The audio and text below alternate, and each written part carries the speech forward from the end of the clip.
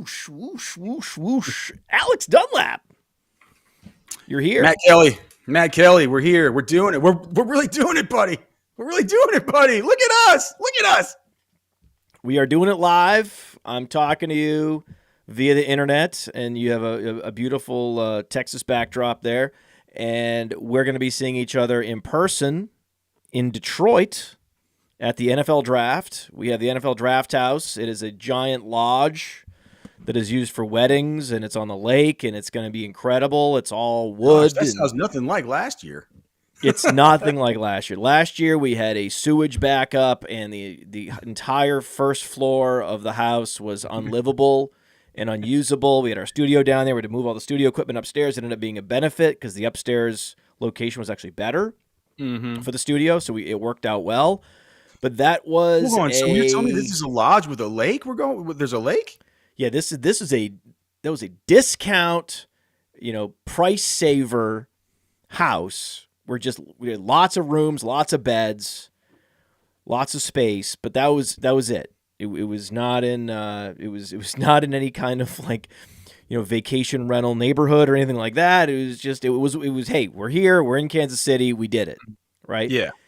This year we have a full-blown vacation rental property for big groups, for corporate events. It's it's a much more luxurious experience, and I also blocked out an extra day for everyone to come a day early, and we're going to be doing a bowling event.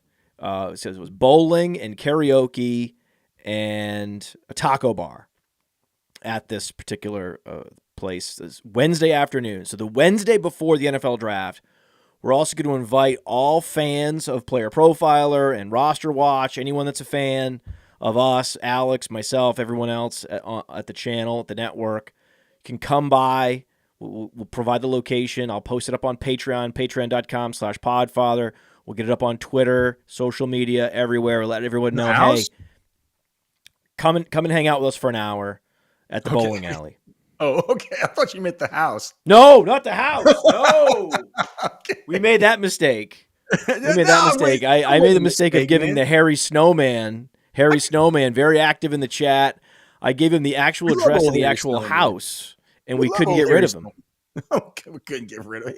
He's a nice enough guy, man, to have around. The funny thing was, the best part was when I woke up in the morning, and I'm an early riser, and a bunch of guys that are on a sort of a work vacation, sleeping in, right? Everyone was up late, and so I'm the first one up. And I'm stumbling into the kitchen, and who's standing right there in the kitchen? Otherwise empty first floor of the house. Harry Snowman staring right at me. I mean, I think he brought coffee and donuts. He brought stuff, but I was like, "What are you doing here?" Oh God, Matt. I was like, "What?" And as thank you, first of all, thank you for the breakfast, but why? God. It's 7:30. What? So, yeah, we're not going to be giving out the address to the house anymore. It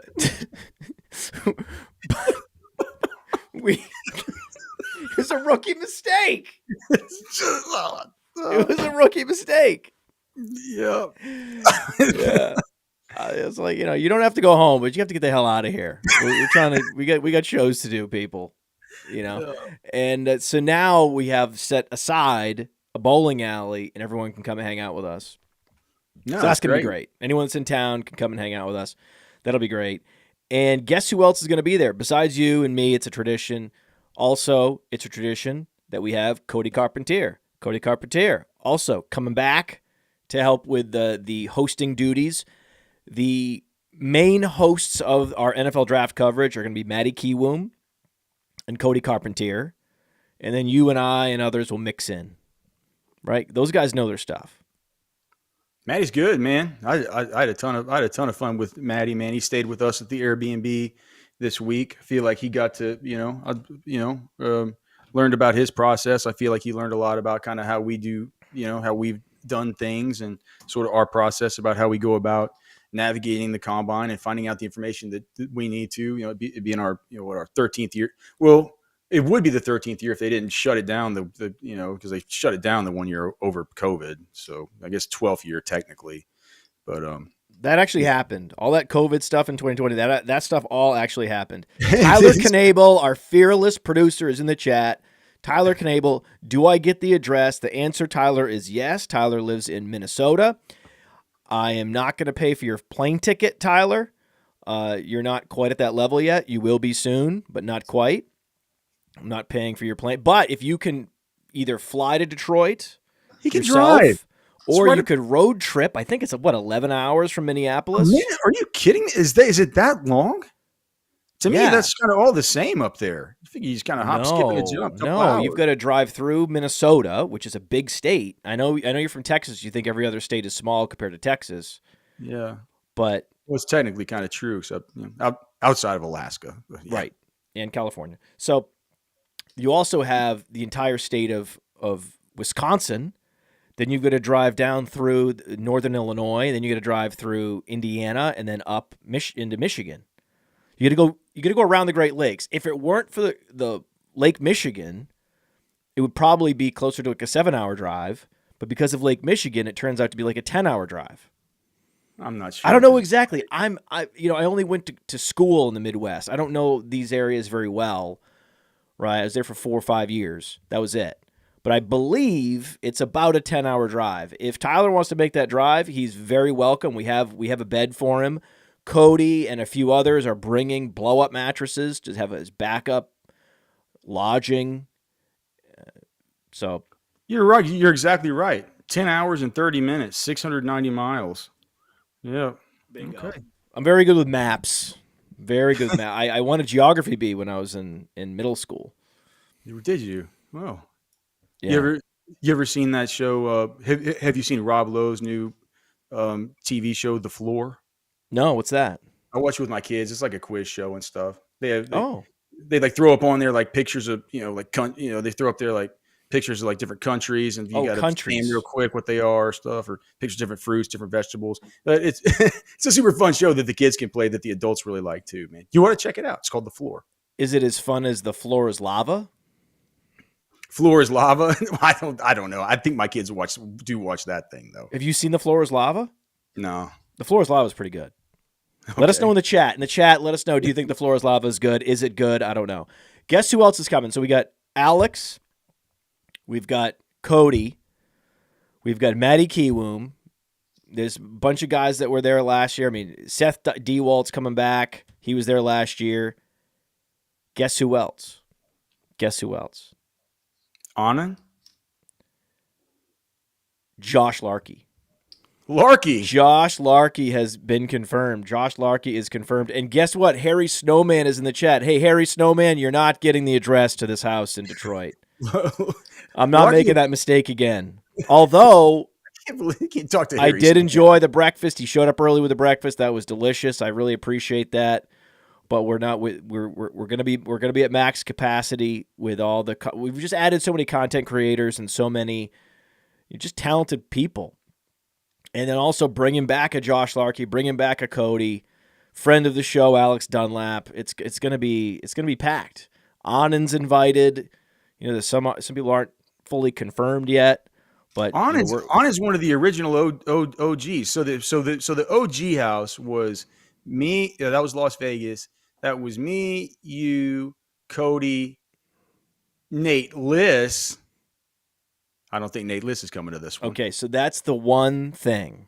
Okay, that's the one exception to the rule of that the network only grows. We don't lose people, right? We don't lose, members of this community, of this tight-knit group.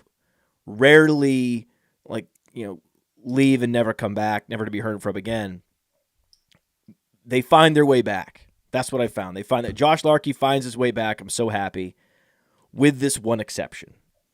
Nate Liss has gone walkabout, and he has no interest in communicating with me. I text him regularly. I texted him in the last week, and I email him frequently. I call him. and he never picks up my call. He never returns my text. I don't even get the bubbles. Like, I don't even get the bubbles under the text. He never doesn't even think about responding. Right. And so I continue to reach out. I'll whatever I said to him in that final show that has angered him to this degree that he's totally alienated me and kicked me out of his life. I don't know what happened. I apologize for whatever I said that was over the line. I take it back. Right. I just want to be friends, man. I just want to be friends with this guy. He invited me on to start the Sonic Truth podcast. It was his idea. He went to Twitter, found me, and started the Sonic Truth. The music of the Sonic Truth, the opening introduction music and the outro music and the podcast. He produced that music.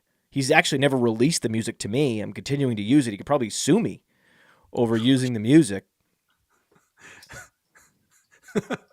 That's what. Hey, I mainly just text Nate whenever my daughter and my son makes a cool jujitsu move, and I get it on film at their jujitsu class. Man, he texts me back the old thumbs up and gives him tips and things like that. Man, so I guess I've been in a little bit more contact with old Nate than you've been lately.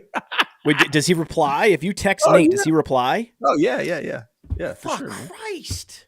So, you're on the outs. You're on the outs. Cody's in the chat. Cody, go ahead and text Nate something, anything. See how long it takes him to respond. I'm out. I'm absolutely out. I want to be in. I'm out. If he let me in, I'd invite him to the Detroit. Even if we don't have room, we'll figure something out. We have enough. We have enough of these air mattresses. Like Cody and others are bringing these air mattresses. We got Memphis Young coming, Bradley Stalder. They're all bringing air mattresses. So we have room for anyone that wants to come. That's part of our crew. Are you giving me some kind of hint that I need to be trying to pack some kind of air mattress here? No, these are people that are driving distance. Okay, all right. If you're driving distance, because Memphis is in Indiana, Bradley's actually in Detroit, and Cody's in Roanoke. These are all driving distance people, and some of them have like nice. I want nice camping mattresses. Not the cheap ones. Not like a pool float, like a nice camping air mattress. Those are actually pretty comfortable. You can sleep on those for a few days, and your back will be fine. We ought to do the bed selection by age, right? I think these 20-year-olds should get the air mattresses. Yeah, some of these bedrooms, man, they're right out of like Game of Thrones. I'm getting there on Thursday. Make sure and save me something that didn't two-cock maybe. There's like antlers, coming behind the bed. I want the antler board. Oh man, it would make me feel right at home. The Podfather might get that one. Okay. The guy paying for the bills, the guy paying for the food and the Airbnb, he might get that one. He might get the antler. But you can't come on Wednesday? You can't come to the big bowling event? No, because I got to do some things with my kids on Wednesday. So I'm just coming in Thursday. I've come in on Thursday every year. I felt like I've had the full experience of everything. So it's you have. No, it's just that Billy made a great point last year that, the moment we arrived, it was all about work. It was all about getting set up and getting the equipment right and getting the sound right and figuring out the logistics. And it seemed like we never had a chance to actually just enjoy each other's company until like the end of the draft. We were in the hot tub on the deck. That was like an hour, right? Yeah. It's like, yes, we can hang out and enjoy each other's company at midnight. We should actually get there a day early and have an outing. And it's not like one of these fake corporate outing things where it's actually you have to sit through a whole presentation and then there's training. No. This is just straight up fun. Although I might grab the microphone and give a little speech. For real? One of these kinds of things. Okay. Yeah, I might try to give a magnanimous speech at some point. magnanimous. You won't be talked out by you've just been on air for eight straight hours breaking down rounds 4. These rookies, these deeper rookies from rounds 4, 5, 6, and 7, and you've been doing that for 7 straight hours. And next thing Matt Kelly wants to do is grab a microphone and give a big speech. Sounds about right. I think that tracks. That tracks, Alex. That tracks. Does this place have fishing poles? I don't know. We're gonna find out. I didn't ask. The thing, that was the thing, Alex, is that it was between this house and another house, and I was texting with the owner of the house, and I said, "Listen, we're not gonna book this unless there's fishing poles." That's all you ask. That's all you gotta do. You hear that? Yeah, you hear that, right?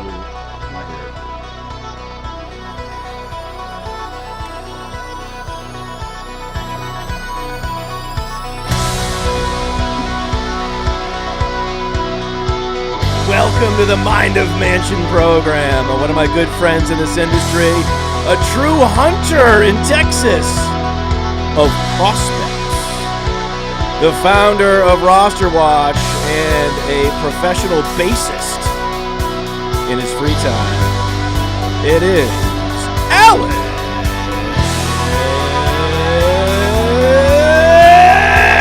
Dunlap. Talk to me. I think I was the one that was the original one to somehow was I somehow involved with you changing that to where you do it live and you don't put it in post? Probably. I think there was something where it says it's like something about where I was on and I told you to try to time it or something like that. It's one of those games we play with you, like kind of like whenever you come on the Sirius XM show and we got the game wherever I get you to start a take one, give 2 sides of each take, things like that, man. You get me and Matt together, man. We come up with some cockamamie stuff. But yeah, dude, good to be back home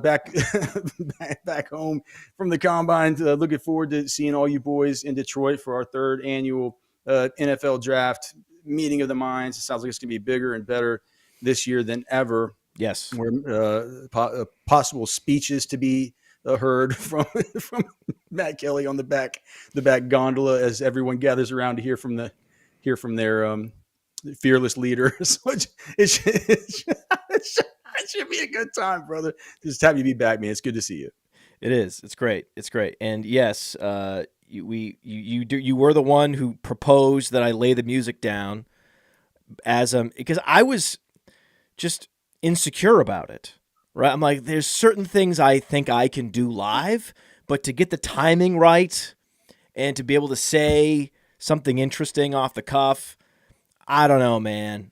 I was like, it's hard enough. Now you're layering music underneath while I do this. I just thought it was too much of a high wire act. But then I said, "Fuck it, we'll do it live."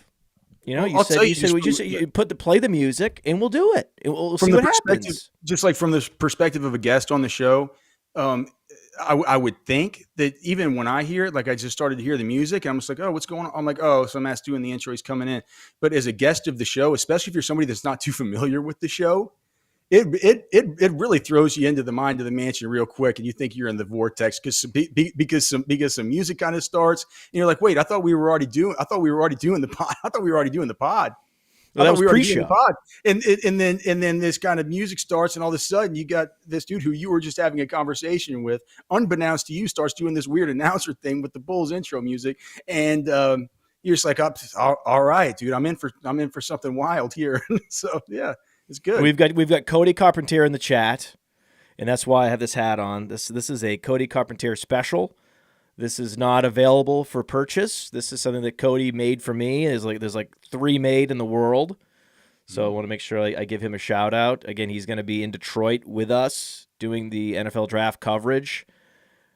Tune in live to the Player Profiler Facebook page, YouTube page, Twitter to enjoy our draft coverage, and we're going to enjoy Alex Dunlap. I have questions for you. You just went to the combine. I want to go to the combine one of these days, man. One of these days I'm going. One of these days, let's just start. Let's just start here. Let's give us guys, man. Give us guys. Give us a few guys that wowed you. Okay. So I sent you the questions before the show, Alex. Yeah, like what? Like I've already had to do 2 shows today, and you sent you. I think you You've sent them like already an hour and done a half. 2 shows. You've already practiced. Yeah. This should be top of mind. No, well, here's the thing, dude. It's I think we just set the table by saying that this is an awesome wide receiver class, right? It's a really, really good wide receiver class, and they proved it at the combine. And I know that people are going to look. I don't care what people think. If they think that this is just because I'm from Texas and I cover the Texas Longhorns and I went to school there, it's fine. Matt knows better than anybody that I'm the most critical. I feel like my mass exposure to these guys makes me more critical of them than usual. It's just this year, as it pertains to fantasy football, as it pertains to Dynasty, as it pertains to the real life NFL draft, I don't think that you can talk about any like guys who wowed anybody without talking about Xavier Worthy and Adonai Mitchell, as the wide receivers. It's felt like to me we've had this discussion as far as who the top 3 were, and I think that whether you have Malik Nabers as number 1 or Marvin Harrison as number 1, I feel like most people have Malik Nabers at 2. Then after that, most people have Rome Odunze, right, as 3. But I call him Romeo Odunze. What? I call him Romeo Odunze. Romeo. Yeah, okay. Most people had him at 3, I feel like. And then after that, it really became a discussion, right? At 4, we're just like, well, where do we look here? Like, are we really going to be looking at, Troy Franklin, Brian Thomas, these kinds of dudes? I didn't necessarily feel comfortable with that, even, based on tape and some stuff that we can talk about. But to me, whenever you have Adonai Mitchell come in, 97th percentile broad jump, 90, you can check me. I think 91st percentile vertical, 95th percentile 40. And you're talking about a dude who, during his time at Texas, it was like, Matt, coming into last week, what I was thinking is, I was like, dude, Adonai is going to run a 4.55, and that's going to be fine. Because what Adonai Mitchell can do and how he wins is, for one, his ball tracking ability, his hands, his knack for the end zone, and his ability to manipulate routes at their transition point. Just that economy of motion, that getting in and out of cuts, all that stuff, to where he gets consistently open. And if he's the first read, he's going to be super dependable, right? He's going to be a guy who you can certainly count on. Especially for a guy like Quinn, who Quinn Ewers, who towards the end of the year started trusting these guys just to get the ball up, give it some air, and just let Adonai go run and adjust underneath it. He was able to show that he had a lot of skills that were going to really, really, really translate. And for that guy to come out and run a 4.35, it's, you just say, well, that's not one of these things about how we always say, like, fast guys are fast, right? Fast guys run fast. You don't double count it, right, Matt? You know what I'm saying about this, right? You don't double count it. Now, so let's just say Worthy is a different deal, because Worthy ran even faster than the fastest thought that he might be. But somebody like Brian Thomas, right? You don't double count the fact that it's nice he ran the 4.33, right? But you knew this guy's super fast, right? He's super, super fast. With Adonai, you didn't know that. And so you have to go back and you have to say, on top of all the good stuff where we said, look, he might run a 4.55, and that's fine. That's fine, because he can do all this other stuff. 4.55, it's not fine, but I mean, it's fine. And then he comes in, he runs a 4.35, and that changes everything. You say to yourself, imagine what else he can do. He said, Adonai Mitchell said at the podium, he says he's never run a route full speed at Texas. And look, that's not because he's lazy or because he's weird or anything like that. He said that was the only way that I knew where I could set up my opponent, my one-on-one opponent, through the course of a drive, to be able to change gears on him through my routes, and to be able to, he wouldn't know what to expect from route to route, or from portions of this route to other portions of the route. Nobody knew when they were going to be getting my top gear. And that was one of the things that really helped me. It's kind of part of my game. And you can sort of see it in how bursty he is in his change of direction and stuff like that, that there were times where he sort of utilized the top speed, but it wasn't all the time. And when you take all that stuff and put it together, you say, well, Adonai Mitchell's got to be in the top 5. And then you have Xavier Worthy, who runs a 4.21, goes out there. I was telling Cody and Maddie, just in the, man, being there in Lucas Oil, because my first 11 years doing this, You had to be in this stuffy old suite, the PFWA suite. Only 20 members of the media were allowed in there. It was quiet as a church mouse. That's not right? Could you hear? You can be, if you are quiet, if you don't say a lot, if you're not loud, you're quiet as a church mouse. Is this something about like it went over like a fart in church? What is it about church that I'm saying? It could have gone over like a fart in church. Is that what happened? No. I'm quiet as a church mouse. What I'm saying is it was very, very cool. You could hear a church mouse. I think you're looking for you could hear a pin drop. Is that what you're trying to say? Pin drop. You could hear a pin drop. Right? I think that's what you're trying to say. You're trying to say you could hear a pin drop. No creatures were stirring, not even a mouse. Right? Cliche alert! Cliche alert! Cliche alert! Cliche alert! Cliche alert! That's how it used to be. But what it was when Xavier Worthy went, it was that kind of explosion because there was fans allowed in there, right? It was like being at a sporting event. It was like being at an experience like that. It felt electric. But I was there for John Ross's 40. It wasn't anything like it. And I don't know if it was because of the fans or whatever. But man, Xavier, you were there for the infamous John Ross 40. Yeah, that was what year? 2015, something like that. I don't remember. But why didn't it feel the same? Because I think it was because it is in that sterile kind of evaluation-ish environment, you know. But anyway, the quiet. Somebody says quiet as a wet fart in church was what they say. That's in the chat. Yeah, they're helping out, man. Soggy Danger 1 helping out. Thank you, brother. Soggy Danger. See, those, I love it when you put two words together that are funny. I wonder what kind of soggy situations you could find yourself in danger in. I guess a lot. Well, think about it. Swampy sort of, some kind of swamp adventure where the capybaras get to you. All right. How about shitting your pants, pissing your pants? It's soggy and dangerous. Yeah, I remembered that there was a whole story about a particular Patriots lineman who shit his pants on the field during a play or on the sidelines. Anyway, he played with shit in his pants. We had a guy on my high school team who would just piss himself on the sidelines. He just didn't care. Yeah, I've heard people talk about that. There's been multiple football players that bragged about that, and then they would spray water from a water bottle on their pants and try to cover up that it was piss running down their pants. Yeah, some people just don't. Some people just don't. Some people just don't care. But I think with Worthy, I don't know about you, Matt. I don't know if you watched it, but to me, what I came to realize is that look, 4-3-3, 4-3-2, all that stuff is fast, right? It is fast. But at some point, you break a threshold where it becomes warp speed, and I don't know where it is, but it just looks different. It looks like Tyreek Hill. It looks like somebody that's going to be able to absolutely flip the field for you and be able to just literally do anything with the ball in his hands. Anytime he gets the ball in his hands, he can do anything.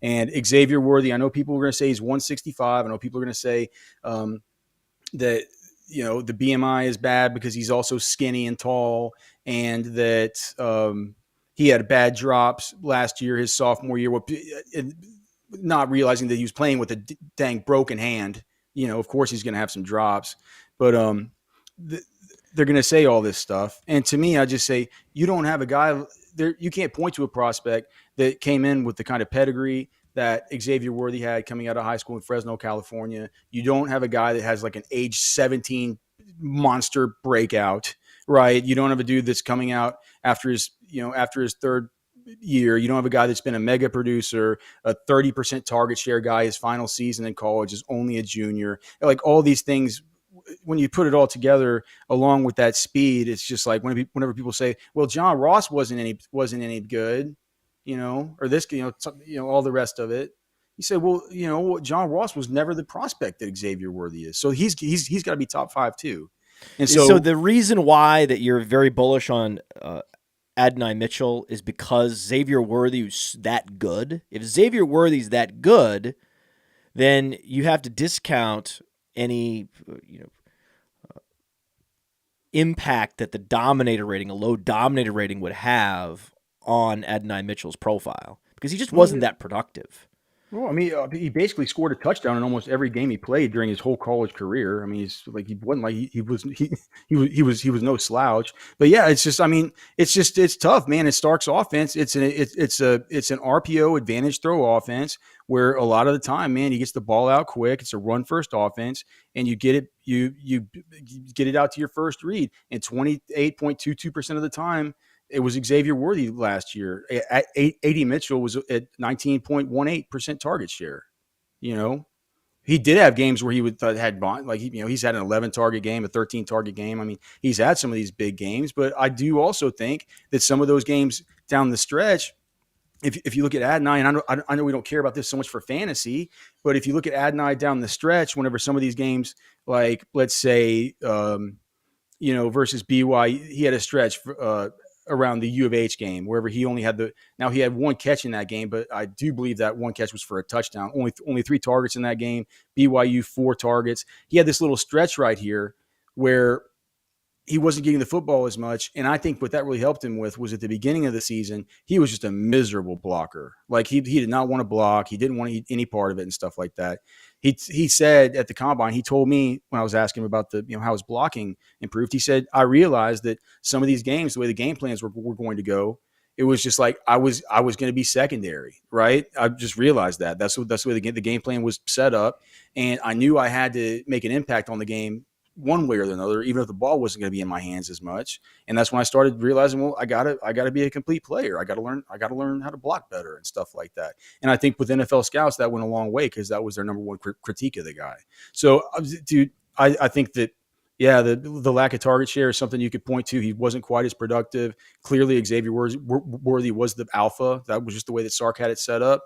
But Adonai, if you just listen to evaluate, like you've heard I'm a professional evaluator, right? You've heard my evaluation on him, but you could listen to other evaluators say the same kinds of things that I'm saying about him, just as a route runner, how he sets dudes up, how he stacks corners. He's very, very, how he tracks the football. He's very, very good at it. Excellent hand-eye coordination.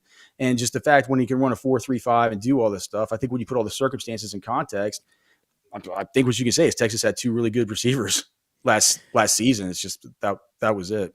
It was funny going in to we had Romeo Odunze and Jalen Polk from Washington. We had Xavier Worthy and Adonai Mitchell from Texas. We have multiple schools that are sending, several receivers, and they cannibalize each other during the year. So we have to, because of teammate score, which is a metric on the Breakout Finder. Thank God for teammate score. Helps put these players in better context. We need to boost these guys up. We can't worry too much about the Dominator rating, or as much about the Dominator rating as we would otherwise. Now we look up and we see that Jalen Polk had a disappointing combine. These Texas receivers absolutely melted faces. Now it's Texas. Texas is like the place, right? The place. You also have LSU with Brian Thomas and Malik Nabers. It wasn't like Washington or Texas was going to take over LSU with their wide receiver duo, because Brian Thomas exceeded expectations as well. And it's not like Malik Nabers didn't do anything to diminish what we think of him. So those three schools are accounting for an incredibly disproportionate number of the top wide receiver prospects in this class. It's interesting. Yeah. I think Brian Thomas didn't have a good on-field workout, for what it's worth. He, I don't know how much people discount that or whatever. I think Brian Thomas is real straight liney to me. That's what I see. It's kind of my issue with him, and it was my issue coming into the Senior Bowl with Devontae Walker. They seem kind of straight liney to me. I look at him and I see somebody, a little bit more like a DJ Chark than. Do you think it's a mistake for us to have Brian Thomas ahead of Xavier Worthy? You can do you. I mean, but we certainly aren't going to. Like, for the top 5 for me, it's like barring disaster, it's going to be Nabers, it's going to be Harrison, it's going to be Rome, it's going to be Worthy, it's going to be Adonai. It's like, the order of the 4 and 5 can change. I think to some degree, I'm not sure the order of the 1 and 2 can change. I currently have Nabers over Marvin Harrison Jr. We'll see how he tests. What? Yeah, but you have Nabers over. We were on the Sonic Truth podcast. We were imagining that there would be somebody that would be crazy enough in a rookie draft to go Nabers over Harrison. I don't think it's crazy. And now I'm hearing that there's actually top ranking services that have him stacked that way. Well, it's just you have. It was funny, man. Cody on the RosterWatch channel, he had Ray G on, and another guy, just another, from the player profiler cocoon, right? But he had Ray G on, and it was funny. Ray G, his comparison for Malik Nabers was Isaac Bruce, and what was so weird about that, and what Cody and I found was so funny, is that I told Cody, days before, that after doing all my work on Nabers, my comparison for him was Torrey Holt. So both of us, whenever we watch this dude, we think to ourselves, all we can think about is like this guy, like somehow in our minds, it connects to the greatest show on turf. You know what I'm saying? Like there's something, he's a superstar. And the fact of the matter is with Nabers, look, if Marvin Harrison Jr. tests through the roof, right? I'm not sure he's even going to do a pro day thing. Do you think he's even going to work out through the whole process? Why would he? I'm not sure he is. I don't think he is. So it's like with Nabers, I feel like the LSU pro day, that's going to be it's by far the most important of the pro days. Like, I'm not sure that there's any other pro day that's really going to move the needle. But whenever Jayden Daniels says, I'm not throwing here because I want to take it back to LSU. I want that to be the big pro day event. I want to showcase all my teammates, all the rest of it. You have Malik Nabers sitting out, not doing anything. He's going to have to weigh in. He's going to have to do but if things check out with him and he runs the way that I think he will, and he can, it's like the old Tommy Boy, man. What does he say? Tommy Boy, Callahan parts, like you get this, you want the stamp right on the box. It's like you got the stamp on the box. It says, but I want the stamp on the box. You know what? Do you know what I mean? And I feel like with Nabers, not only is he super, super special and dynamic with the way that he can move, the way that he can beat you and get over the top, the way he can make these big, big, big plays with all this dynamism, brother. He's also a volume monster. He could take over football games just by the volume, the underneath stuff, the little digs and the crosses and things like this. And he is just a super, super special, rare ability that when I look at him, I mean, when you just talk about comps, Torrey Holt, Stephon Diggs, this kind of, Cody says that he doesn't have a comp. He just says his comp for Malik Nabers is Malik Nabers because he's just such a special dude. So, yeah, I think as of right now, we still have some, you know how it goes, man. Through the process, you get new data points and it could change. But I think right now I would have it Nabers, Harrison, Rome, and then I'm still having to wrap my mind around the Texas dudes. But looking at the landscape of things, man, I'm going to have those guys 4 and 5. And who do you want to draft Nabers? Let me pull up a draft order because he's not getting past 10. I want to go to Tankathon. Hold on, let me just look real quick. Oh, we have the NFL draft order right on Player Profiler. Okay. I don't want it to be anything where there's somebody I miss out on. I'm not to the point in the process where I have the whole thing completely memorized. Bears, Commanders, Patriots, Cardinals, Chargers, Giants, Titans, Falcons, Bears, Jets. That's he's going to get so Harrison will go to Arizona probably. So I mean, obviously the Chargers, Giants are in play. I was told so Tennessee at 7. I was told by one of their guys that's like one of the team insiders there that Tennessee they're not interested in Rome Odunze, which would make me think that there's probably interest in maybe Nabers. But he said there was one team reporter, right, who told me they thought that the Titans at 7 were going to take Brock Bowers or Rome Odunze. I asked this team insider about it. He's like, they're not going to. They like Odunze, but they don't see him in like some of these other teams that have him as their wide receiver 2 or wide receiver 1, right? He said that if Joe Alt and here's the dude, 2 super, super impressive guys, Joe Alt and Fashanu, Olu Fashanu. those two guys, it feels like when you talk to people around the draft, have really kind of separated themselves as the top two. And so what he was saying is that Tennessee, he thinks that the Chargers and the Giants are going to take Alt and Fashanu. And so he's like, if they do that, I don't know who the hell that they would take. So maybe if we say the Chargers and the Giants might be in the offensive tackle, do you think that the Giants should be in the offensive tackle market? Yes. And then they can maybe just say, like, maybe this whole Evan Neal thing's not a bust because we can move him into guard and we can get the value to guard him, right? Like maybe we can just throw up the prayer and say, move him to guard. Maybe he turns awesome, right? So I think the Giants could be it. I don't think it would be Tennessee. It certainly won't be Atlanta. Maybe the second Chicago pick. I think it's going to be somewhere in here. It won't be Minnesota. It's not going to be Denver. I don't know. Maybe somebody trades up. Trades up. The Giants are one offensive lineman away from totally revamping and reinventing this offensive line. I think Evan Neal would be a top guard if they moved him inside. I like John Michael Schmitz. Andrew Thomas was banged up last year. I think when healthy, he's a top 10 tackle in the league. If they added one of these two, mega stud tackles, like an Olu Fashanu, I mean, can't they get Joe Alto? I mean, if it's me, I know that I need to tear this whole thing down. That the future of the Giants franchise is not Daniel Jones, right? We're far away, right? We've got some nice defensive pieces. We've got a couple nice offensive line pieces. We got no receivers. We're going to let Barkley walk, tear this thing down to the studs, build it back. Build back better, right? Build back better. That's a good slogan. I like that. Build back better. Don't you like that slogan? It's a good slogan. I'm gonna have that trademarked. I like that. Just came up with that. Build back better, right? Right. Anyway,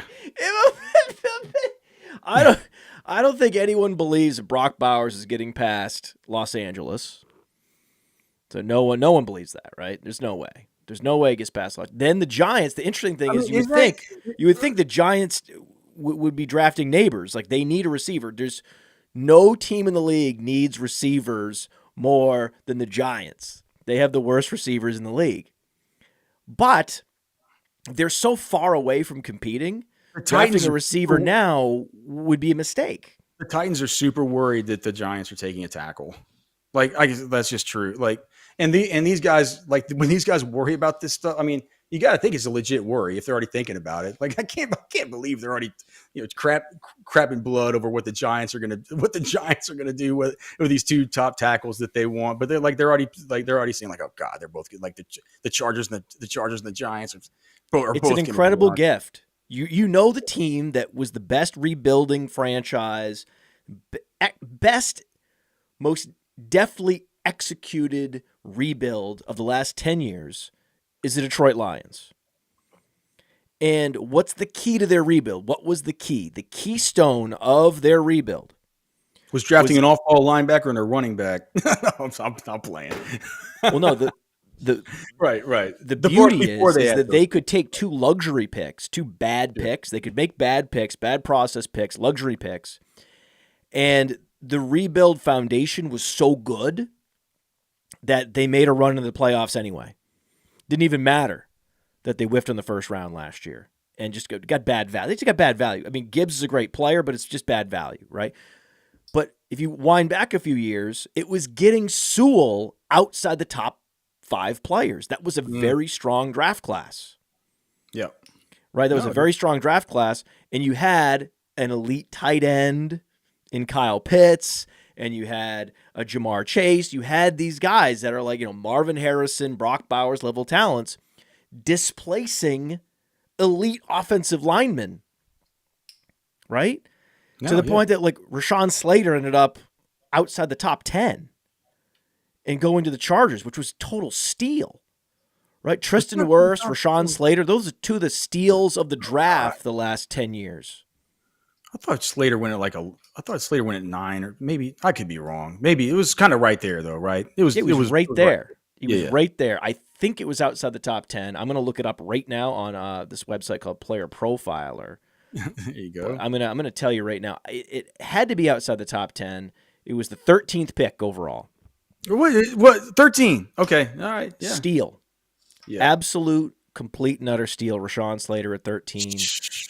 Sewell was and Wirfs went there too, right? And so that's the thing. When I see that we have two stud tackles, Fashanu and Joe Alt have as much value as any other player, with the exception of quarterback, right? If I'm a franchise that's been rebuilding for a couple of years, I have a good foundation, then the move is go ahead and get your quarterback and go make a run.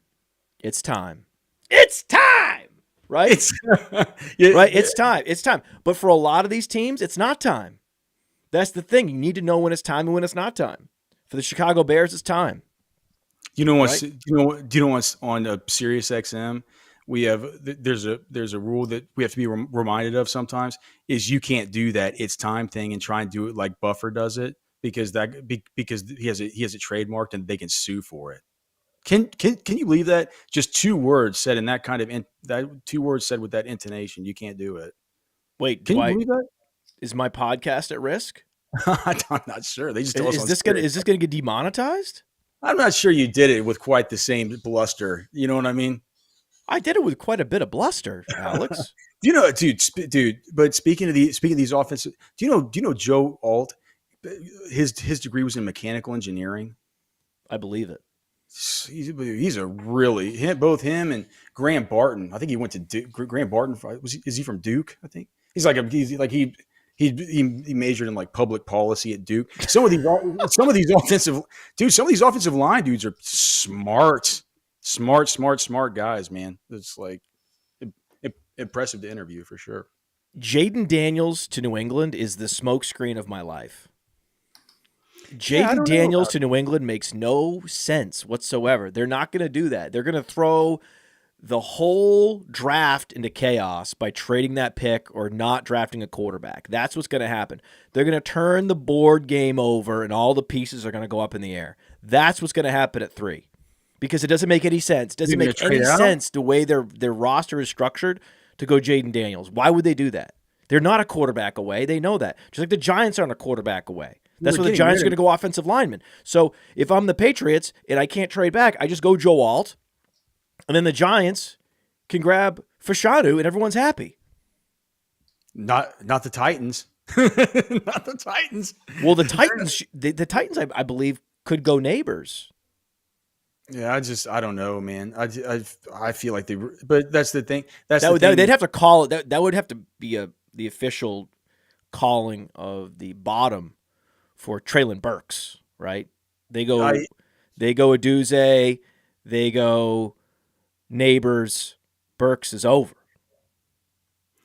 I just think that I know that some of these teams. I'm trying to. I have a lot of trouble with the Samoan names. Sometimes I get them mixed up. But is it Fatanu is the one from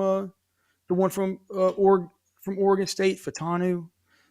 They see him as a different. See, I had you on, Alex, because I didn't go to the combine. I don't know these prospects as well. Yeah, you're one of the great experts. You finish highly in the mock draft rankings every year. I think you're on it. You're supposed to be on it, Alex. You can't rely on me to know I'm bad guys that aren't fantasy relevant that are going to be in the NFL draft. That's not my expertise. Okay, do you want to? All right, so I think it's Fatanu. But I feel like people feel like he's on a different, on a slightly different level. He's different. We were talking about Fashanu, and now you're talking about Fatanu. No, Fashanu. Okay, so let's talk about some pronunciations of this year. Fashanu, Olu Fashanu. He told us it's like fashion with the U. Okay, it's Fashanu. Great, it's fashion. Now we know it's Fashanu, not Fashanu. That's awesome. That's great information, Alex. Thank you for getting that information from the combine and sharing it with us. Xavier Legette. It's Xavier Legette, not Xavier Legette. Okay. It's Legette, like the NFL National Football League, not Legette. Leg. How about this one? Javon Baker. Javon. It's not Javon, it's Javon. Javon. I like the pronunciation of the first syllable. J, like the emphasis on the J. I like that. Yeah. Yeah, so that's a couple for you. So that's the fantasy relevant help there. Not really, but that's fine. I like it. I love pronunciation talk. It's great talk. I'm very happy. It definitely pays the bills around here. Give me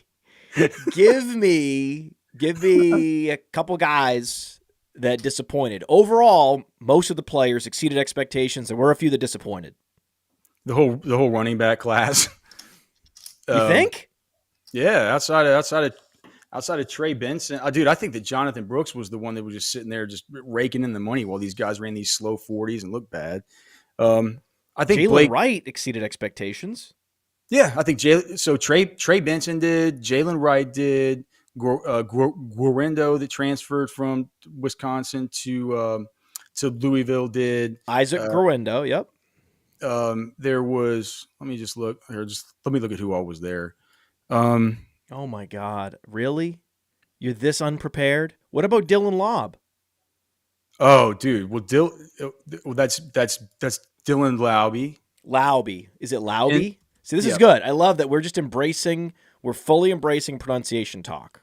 Yeah. So Laube, do you know the interesting thing about him? Jim Nagy said before the Senior Bowl that he might be the best receiver that's even here for this game, and he plays running back, right? We're talking about a dude who his on-field drills were excellent. So he's a better route runner than Brian Thomas. Oh yes, yes, I would say he's. But yeah, I'm not sure. I'm not a big fan of. Man, I'm not a big fan of Brian Thomas's game. I don't think you've been right before though. You've been right before where, the fantasy community, the metrics community liked a player, and then you went to the combine, you watched the gauntlet drill, you watched them run routes, and you said, this guy's pretty sloppy. Oh, he's nowhere near as sloppy as Troy Franklin. Nowhere near. So Troy Franklin was the sloppiest? Yes, Brian Thomas and Troy Franklin are developmental wide receivers. They are developmental wide receivers. And so I'm not saying that they can't be good, but they're going to be a small bit of a slower bake than the rest of these guys. Wait, so what you're saying is that for fantasy football, if you're going to get rookie year production, you're better off going Lad McConkey than Brian Thomas? I personally, right now, here's how I have it after the top 5 with my sort of initial rankings. I have, this is sorted by our group. So yeah, I do have Ladd and Brendan Rice ahead of Brian Thomas. There it is. Okay. Even Brendan Rice. What do you mean even Brendan Rice? That's Jerry Rice's kid, dog. Okay. And he ran faster than anybody. I mean, would we be talking a lot more about Brendan Rice if he ran a 4.49 instead of a 4.50? Yeah. I mean, it's the old 9.99 trick, right? That's right. That's right. I don't think it matters that much in the grand scheme of things. And he was one of my favorite wide receivers at the Senior Bowl. I think Ladd is probably the best. I think Ladd's the best route runner in the class. The most just the most clean in and out of his breaks, and just an awesome player. I think those guys, I think they're just a little bit more ready. I think you can get them into an offense a little bit quicker. I do think that Franklin and Brian Thomas have tremendous upsides, and if that's your flavor of dynasty asset, then good for you. It's fine. I think that they come sort of right next, but that's not how I'm going to be stacking them up. I'll tell you this, man. I'm probably, the mocks. I haven't done a mock draft since the combine. Have you guys done a mock draft, a dynasty rookie mock yet? Not yet. I haven't done it yet. Is a running back even in non-superflex going to even go in the first round? Yes. Who? Trey Benson for sure. Now, you think after this, Braylon Allen will. Really? Over Marv. So we have Marvin Harrison, Malik. Okay.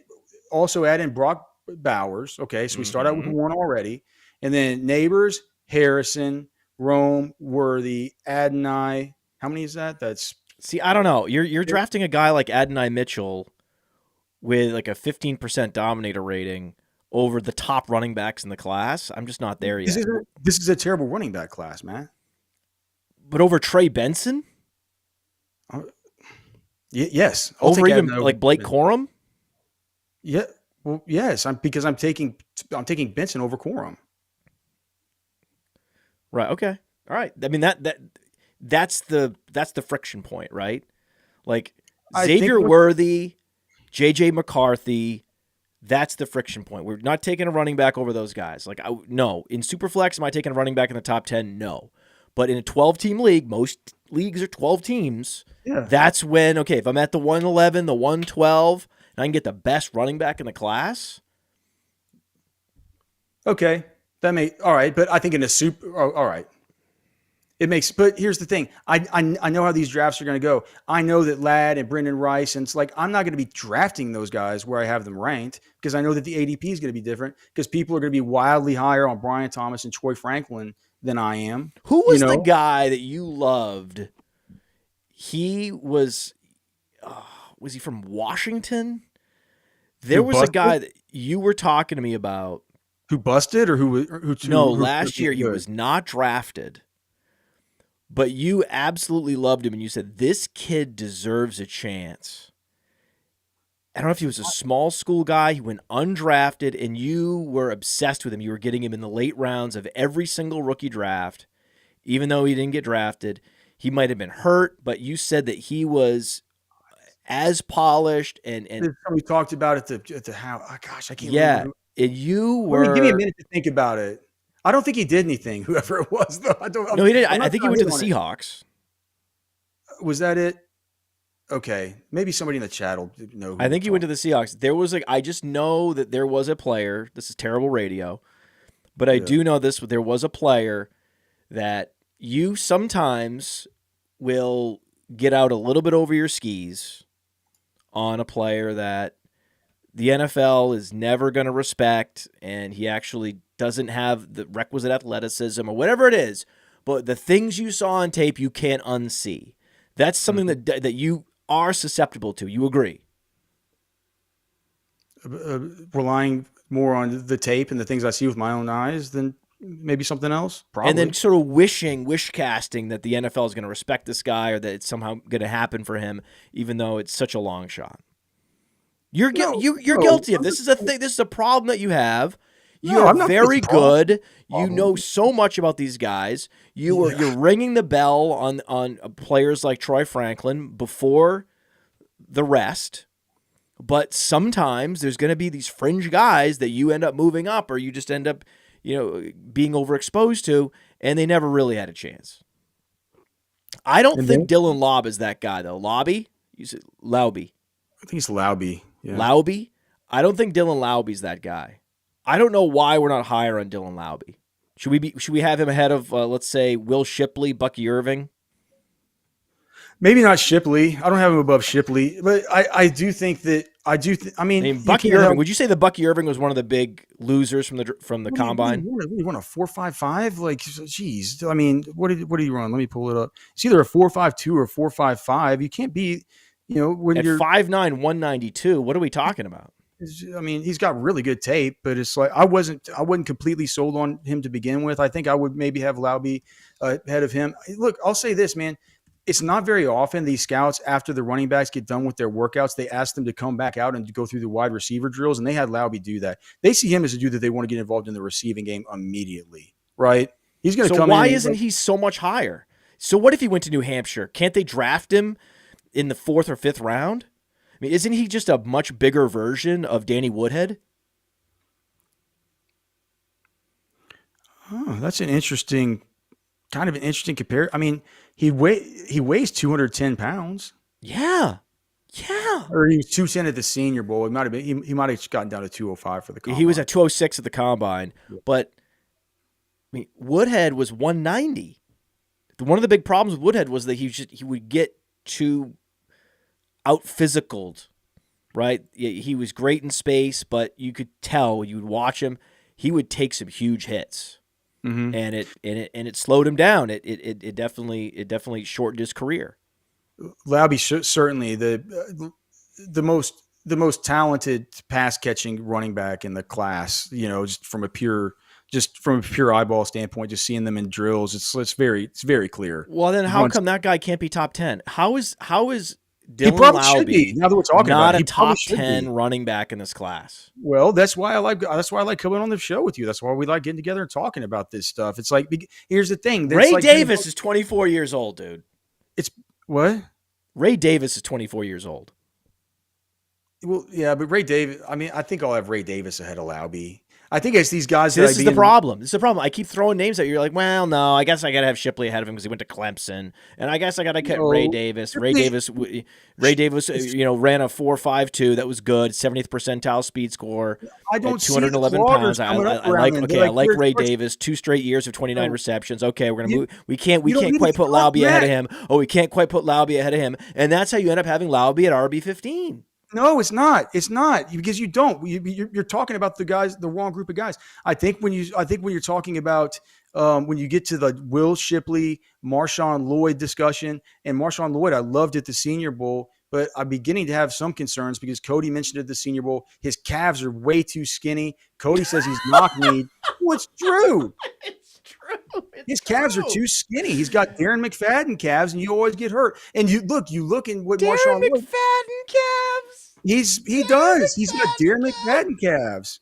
Byron says you can't have anybody with chicken legs that high up in your rankings. They always get hurt. They do. McFadden always got hurt. Marshawn Lloyd's always hurt. So I think he's got dynamic skills and stuff like that. Isaiah Davis from South Dakota State, another one of the guys that looks like one of the better kind of pure receiving backs that we have in this class, just from the eyeball test, from the Senior Bowl, from the combine, just awesome route runner, awesome hands, big hands, 10 and a quarter inch hands. Like we start getting down to the guys who really disappointed with their 40s, right? Audric Estime, Dylan Johnson, these kinds of players. Audric Estime, why the hell is he in the top 10? He shouldn't. That's what I'm saying. That is where you start getting the Laube, right? I'm not saying I'm going to get him above a Will Shipley, above a Jalen Wright, this kinds of player. But I think when you get to we're only like running back 7 when we start talking about Lloyd and Estime and dude, Dylan Johnson, who might have a busted foot still, and he only ran a 4.68. So I think that, he should be top 10. I mean, you've talked me into. I think it makes plenty of sense. But you're not willing to actually move him into the top. You think he should be in the top 10. What about Isaac Garendo, the guy shredded? That's another one of these running backs that absolutely melted faces at the combine. Is Garendo more Pacheco or Abanikanda? That's an interesting way of putting it because he's behind JT and then behind Braylon Allen. If you look towards the end of the season, I think if you look at that USC game when he got like the 23 carries, like 4 or 5 targets in that game, you can see that he can be leaned on.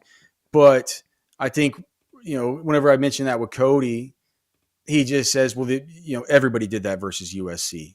Just look at what teams did as far as the running backs. So I'm not sure that that's the feather in the cap that we can point to. There's obviously production concerns with him, but dude, again, we're talking about a running back class that stinks.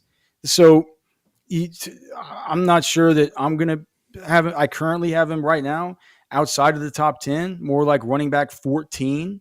But I could see moving. I mean, when the guy comes in, he runs a 4.33 at 221 pounds. I mean, you gotta do something with that, right? You gotta move him up.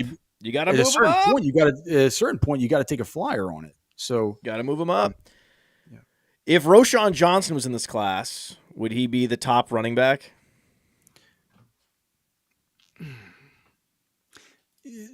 I know. I think Jonathan Brooks is better than Roschon Johnson.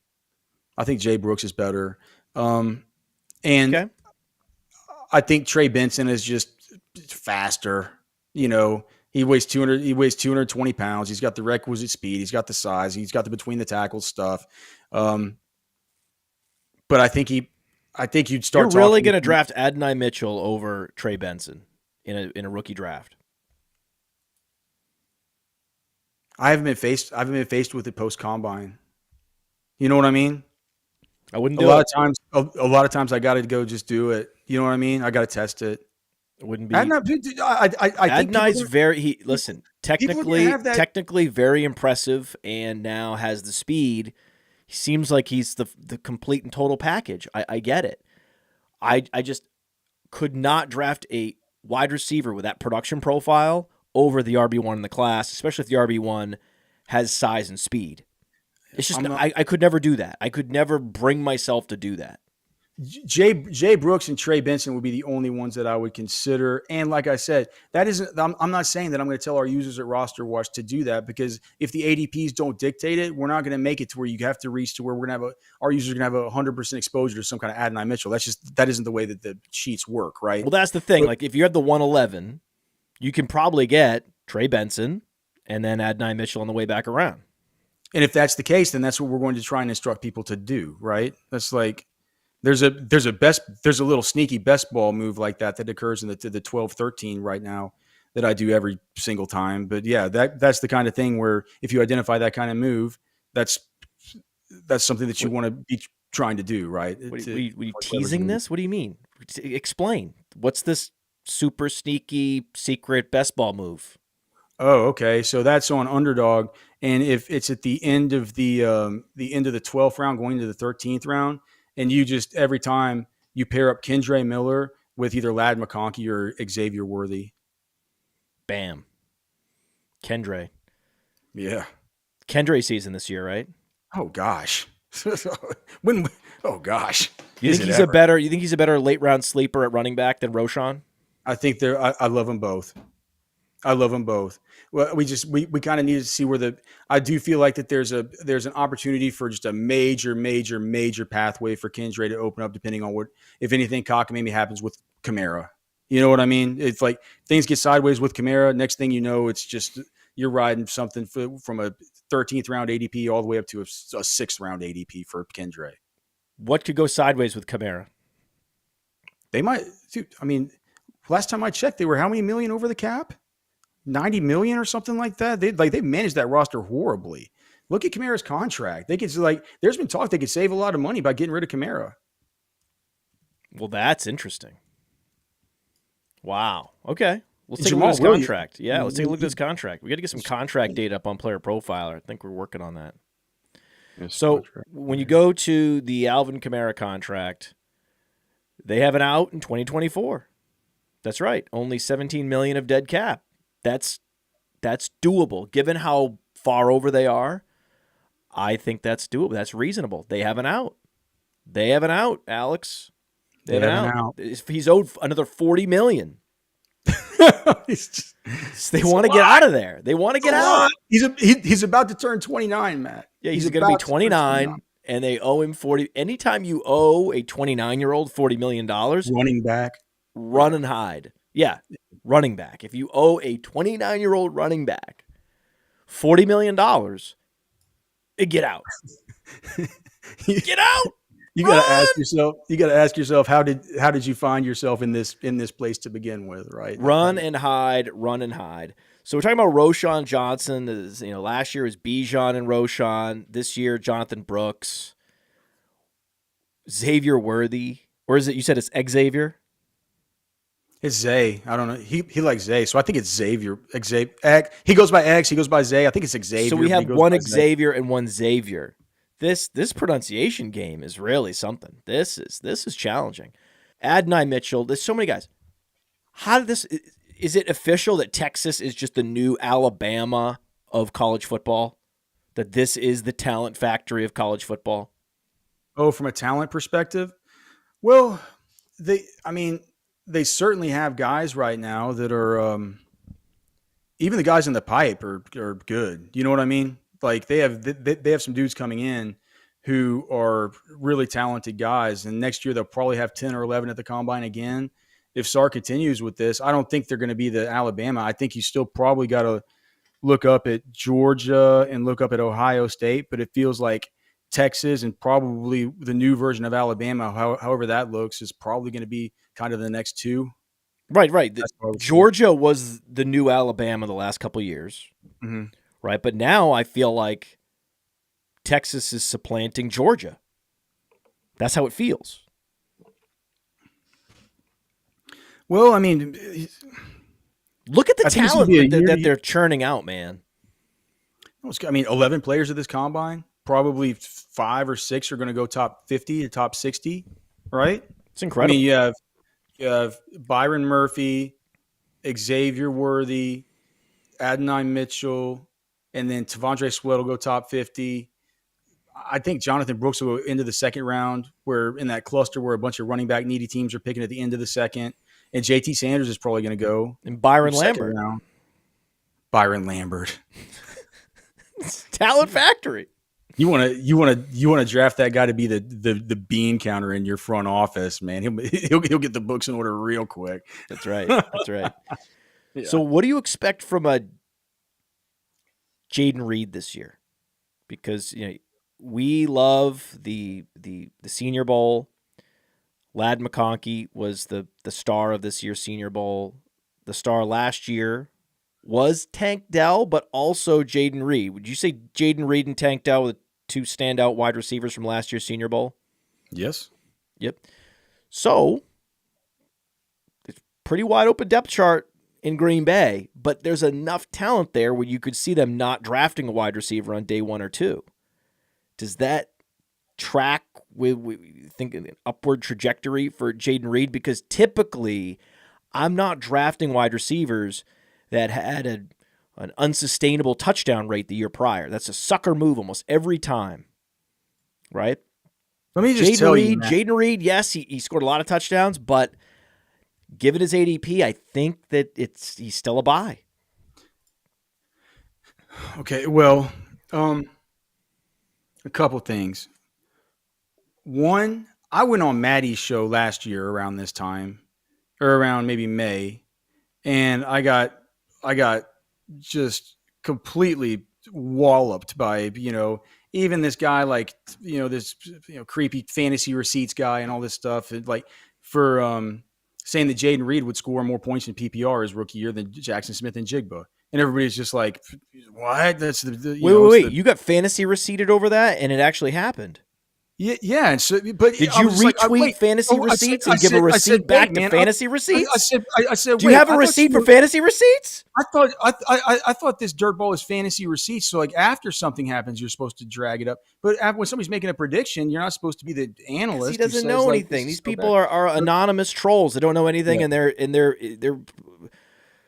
so insecure. Anyway, that's why they hide. Like, it turned out to be right. Like we were big on. Of course you were right. Jayden Reed. We were big on Jayden Reed. I'm saying all this. No, but draft capital. But Quentin Johnston was drafted in the first round, and Jackson Smith and Jigba were drafted in the first round.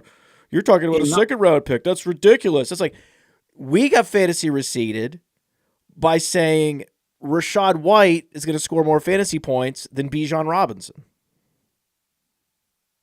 Well, it happened.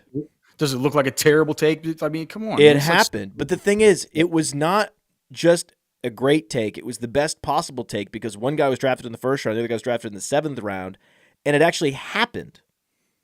It actually happened. And yet the receipts come back and it's like, well, actually, we have to do some accounting here. You were tweeting about us being idiots before the season actually happened. You're the idiot. Well, because whatever, man. That guy's not worth even spending time on. But we don't know who the guy is because he's a coward because he hides behind an anonymous account. I have a good feeling who he is. I can talk to you about it after the show. Yeah, but the coward. So here's the deal with Jayden Reed, though. Coward. I asked Gutekunst at the combine about Brian Gutekunst, who? Gutekunst. I don't know. Their GM, man. The Gutekunst. Brian Gutekunst. I should be able to say it. I'm Swedish. I should be able to say it. I just asked him. Swedish. Yeah, Swedish. So how Tucker Kraft and Luke Musgrave, because the weird thing last year was, Luke Musgrave comes in. He's looking like he's going to be, for a rookie, he's looking like he's going to come in and be a pretty good target earner, right? They like to get him involved and stuff. He goes out. Tucker Kraft comes in, and he kind of steps into that role. Kraft's actually a little bit more athletic than Musgrave, but they seem to sort of, look at your athleticism stuff on PlayerProfiler. I know, but Musgrave's a little bigger. Right. Well, yeah. But so my main question was, it's like, okay, well now Luke Musgrave getting playing time, the reason that Tucker Kraft got playing time and it was impressive is because Luke Musgrave was hurt. Now what? how do you see them within the offense? Like, can they play off of each other? Are they redundant? Are their skill sets redundant? And this is going to get back to Jayden Reed, I promise you. Okay. Because what he said was that basically he said a whole bunch of stuff, but he said, so I think right now the confidence level that both those guys are at right now, it's going to be really fun to see both those guys on the field at the same time. He said that they have skill sets that are complementary and not redundant. He wants to see them on the field at the same time next year. When you take into account that whenever you run 12 personnel, that automatically that is taking Jayden Reed off of the field. He's played 76% of his snaps in the pros out of the slot. So you just worry. That's one thing that you worry a little tiny bit about. And the other thing you worry, you think it's going to be Romeo Doubs outside? No, but here's the other problem. Just the other small fly in the ointment. And the reason why I agree with you. That you were at the Senior Bowl with me. We saw Jayden Reed. Jayden Reed had his greatest success on the outside. He was burning high-quality corners on the outside and catching balls deep and was operating on the perimeter as well as any receiver there. It was Tank Dell that was operating more interior, more on the inside. It was Jayden Reed that was actually pushing more on the boundary. Isn't it funny? And then they go do the absolute opposite at the NFL level. That's right. Tank Dell's an outside receiver that they like dial up in the red zone. It's bizarre. I just can't see a team with Christian Watson and Jayden Reed running anyone else out there in 12 personnel. Yeah, I mean, well, the thing is they like Wicks and Watson. I think they still believe Watson. They still believe that Watson can be. They still have belief in Christian Watson. They think he was kind of hurt and stuff. So yeah, the last time I checked, Christian Watson had one of the great months of the last 5 years in fantasy football. It was 1 month. It was only 1 month, but he had a legitimately exceptional month. I'm not going to get a cliche alert sounder on this, but you know what I'm going to say. There's just a lot of something in the you know what. There's not though. See, there's not. See, I don't consider Romeo Doubs a mouth that requires feeding. Wicks is a nice player, but he's not a mouth that requires feeding. I wasn't going to say a mouth that requires feeding. Is Aaron Jones even going to be back? Is Aaron Jones coming back to the Packers? Did he resign? I think. Well, I know that A.J. Dillon won't be. They're going to have to keep. I think that with Aaron Jones, his is through 2020. I think it's through 2025. Probably good to check, but we should check this. I don't have this off the top of the dome. Aaron Jones is under contract. It's a $17 million cap hit for Aaron Jones this year. Whoa. 12 dead. Yep. But it's $12 million of dead cap, so that means he's coming back. They're not going to cut him. They're not going to cut him to save $5 million. They're not going to do it. So it's going to be Aaron Jones back there. Fine, right? Good. You have a couple tight ends that are young and have yet to be proven as target commanders, as you said. You got Christian Watson, whose career is now hanging in the balance all of a sudden.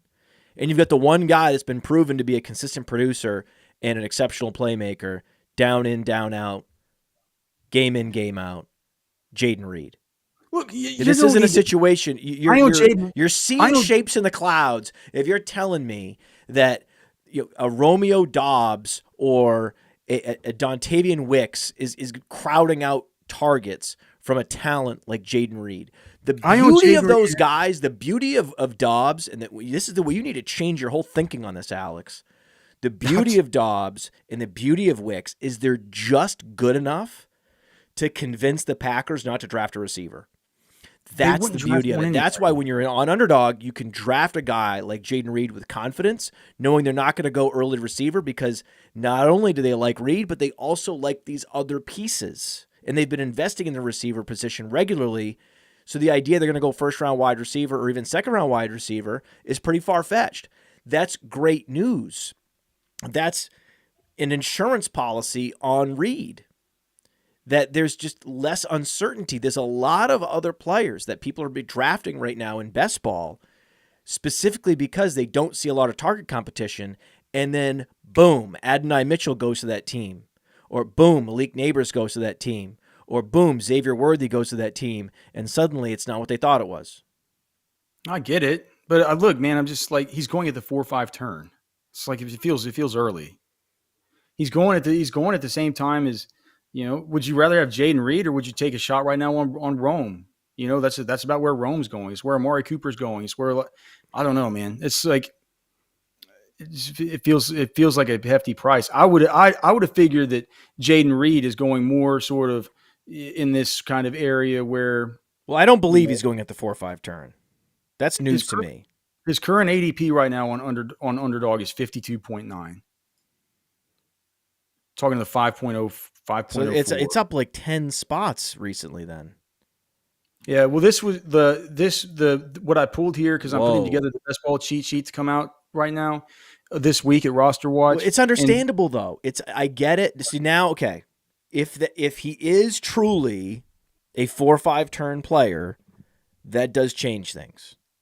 That makes it less palatable. You're right. Okay. That makes it Fair less enough. Okay. Okay.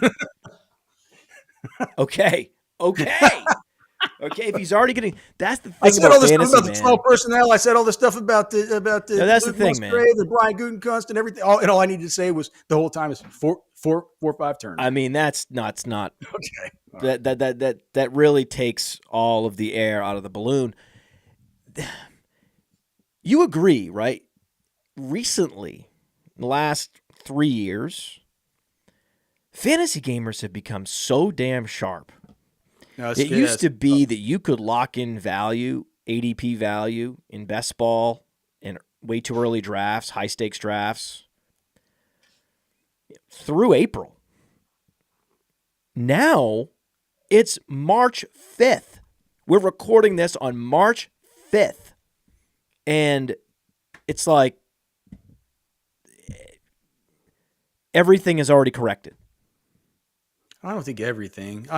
Look, and I'm a guy. I only play best ball until basically the end of mandatory OTAs, like sometime around the June 15th or something like that, because I have to put all of my attention onto our redraft products that just get so much more attention than any best ball stuff that we do, right? And that's where I feel like I like to play right now before these guys even get drafted, and just embrace the opportunity. Okay, so I should clarify the veterans, right? The value on veterans gets squeezed out so efficiently, so quickly. It's stunning. It's stunning when you see this. When you see this Jayden Reed ADP, to me, it's stunning. It's stunning and very impressive. The way you can find value is on players that did not produce last year, like a Roschon Johnson and a Kendre Miller. That value is going to be retained until something changes. Some news comes out. There's some coach speak. There's something that would, lead the fantasy masses to train their gaze on a particular player and start to really dig in and appreciate why this guy's upside is much higher than his ADP would suggest. Kendre Miller, Roschon Johnson, the two best examples of that. And then you've got the rookies. We're still going to be locking in good value on the rookies for the next month. But even once you get into April, a lot of that's going to start to go away. Yeah, it's a new world, man. Yeah, and also it's just, it is. It's tough, man. It gets tough. It's like DFS. It's like, just for DFS, I've started. It's the same thing. I've started taking a lot of my exposure, week to week in DFS, and I'll still play DFS because I host the DFS shows, and I love playing it. I love the game, but it's harder because it's harder to win cash games now. It just is, and tournaments is a whole different mindset and stuff. So I play a lot more on the pick'em sites and stuff because I'm just playing against the projections, right? I'm not playing against people who are using sharp projections and going against me and things like that. So yeah. I think fantasy players are certainly getting smarter. I think it has to do with, the tools getting better and better, the data that's available to them getting better and better, the projections getting better and better, and everyone has access to it. It's just, it is what it is, man. But ultimately it's kind of bad for us as fantasy players, but as, for us as content creators in the space, for you as a future operator in the space, I mean, it's all great. I mean, you should be thanking your lucky stars. People are getting more talented at this because it means they're putting more into it. But we still have players that are getting steamed up for the wrong reasons, that are overrated.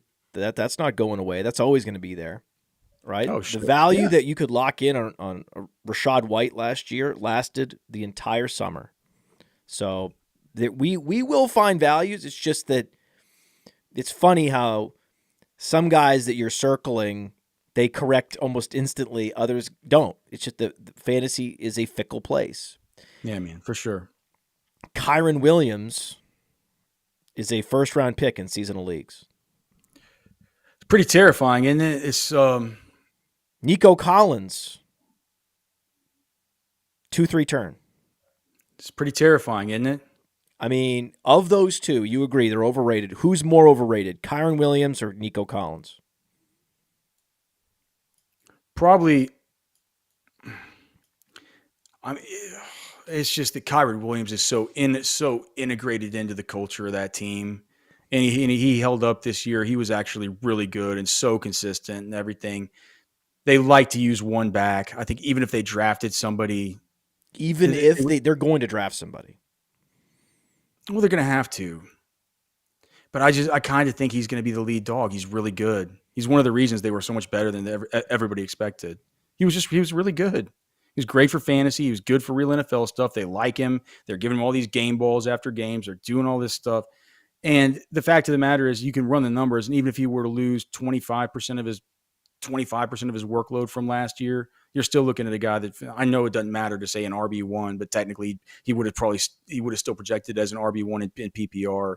So I mean, he has some volume to give away, and not that you necessarily want it, but you could paint the picture of saying like, well, I wouldn't mind somebody maybe taking a little bit off his plate to where he's not going to get hurt, right? Oh, this is the classic. This is classic Cope. Listen to your classic Cope. Well, this is the classic Cope. Oh no, I love this player, and you know what? I'd be happy. It'd be a benefit if he got a lower workload. I'm not saying. I'm saying this is what we want. I'm saying that's we don't want this guy. Actually, you know what? I don't want my top fantasy draft picks to be bell cows. That's a mistake.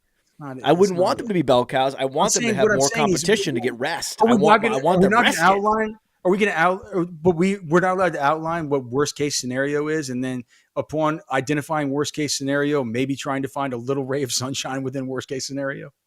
That's all that is.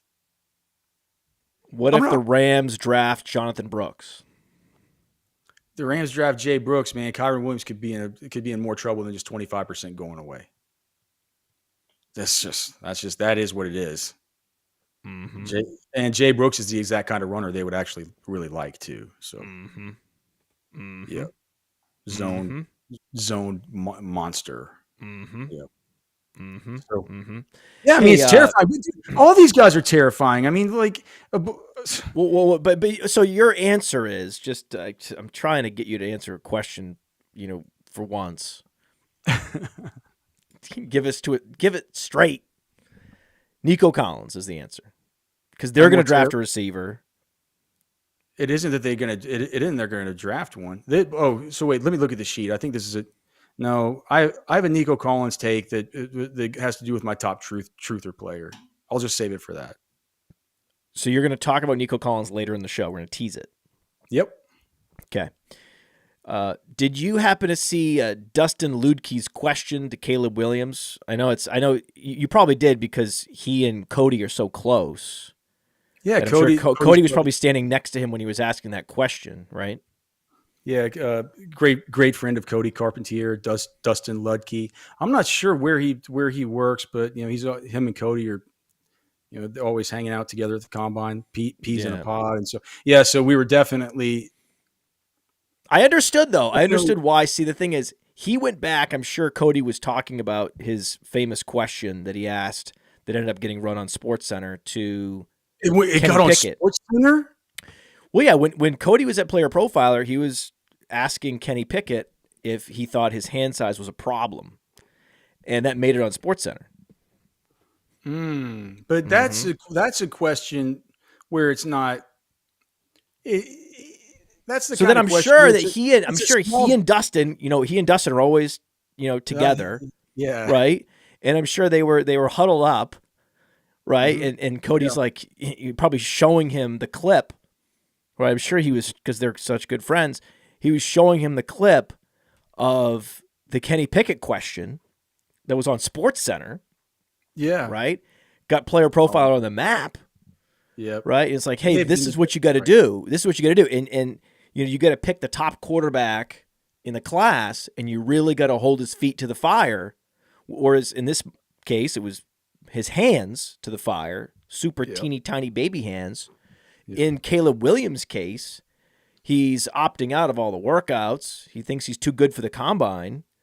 Maybe he's afraid of the competition. Maybe he's afraid of embarrassing himself. You should put it to him. You should challenge him. You got to hold him accountable, right? The public deserves to know why Caleb Williams is not working out today. I'm sure that was the kind of pep talk that Cody gave his good friend Dustin when they were commiserating. And Dustin actually gave him a new sweater. So I guess that he brought a sweater for him. That's the absolute truth. So they're just, I guess they hope it was XX. Yeah. Yeah. It's a sweater from one of his friends found foundations. I guess Cody's a big, I guess a friend of Dustin's is a friend of Cody's. So he wanted the sweater from his foundation. Yeah, those guys, they're just those two, they get, it's a little obnoxious sometimes how tight they are, how clicky. Cody and Dustin, Ludke. But anyway, so clearly I think that Cody helped to pump him up. Yeah. And he asked that question. Should we run the tape? Should we run the tape of the question? Yeah, let's do it. Good morning, everybody. Are you afraid to compete? How do you respond to people saying that you're worried to be compared side by side with your peers in medicals, measurements, and workouts? Are you afraid to be measured against those guys one-on-one? Is that why you're not doing things? No, not doing things. It was a decision by me and my team, my family, and it comes down to that. Look, man, I think that the question, it's fine to ask it. My problems with it were this. One, the reaction to it, you can understand why people. Here's a couple things. Whenever people say stuff like, "You're making our fantasy community look bad. This is our bad thing for our fantasy community." First of all, I hope they're not lumping me in with this cockamamie community. I'm not part of it. We can say, guys, we can do better as a community. We can do. I'm just like, God, dude, spare me this nonsense, man. Come on. But whenever guys like, I don't want to be in your weird community. Dustin's embarrassing us. Yeah, it's just like, are you kidding me? But when guys like Lance Zierlein or something pop in and say, "Hey, man, this isn't about you. This is about the prospects," I can kind of get that, right? And it could have been phrased in a small bit different way. But I don't think probably shouldn't have gotten the blowback that he got. He's just kind of it was the way that he asked it. Here's the thing: he shouldn't have deleted his tweet. I saw he deleted the tweet. That's where you and I feel the same thing, man. You just don't delete. You leave it up. You can't delete the tweet. Yeah. What are you doing? Well, there are a few people that actually respect. A few people that actually respect someone that's gonna make a mess. That's gonna challenge the status quo of all the decorum, right? And when you delete the tweet, you even lose those people. So now he has nobody. He has nobody that's a fan of Dustin Ludke after he deleted the tweet. I really wish you could go back to like a time machine and undelete the tweet, because the thing had like 5 million impressions. Yeah, I was saying, man, he at least will probably get some money from Elon for that thing, at the very least, right? Yeah. Now that it's down, you can't make any cash. So there's a guy, we've totally confused this guy Jamaram. There's a guy Jamaram in the chat, and he has no idea that this is an elaborate ruse of a bit. He said, "LOL, someone's reporting being tangentially connected to a former employee is a weird flex." You've really we've turned this person's brain into mush.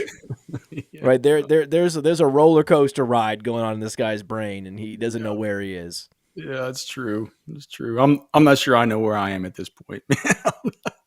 I'm glad we agree. I'm just checking in. It's just a common thing I want to do. I want to check in with people. Want to be like, okay, can we want to make sure we're on the same page here? That I think you feel how you want about the question. Don't delete the tweet. Yeah. Don't delete it. I can't believe it. I still can't believe it, because when I saw it, it had been a couple hours, and Theo gave me the heads up. He's like, this kid's getting a lot of blowback.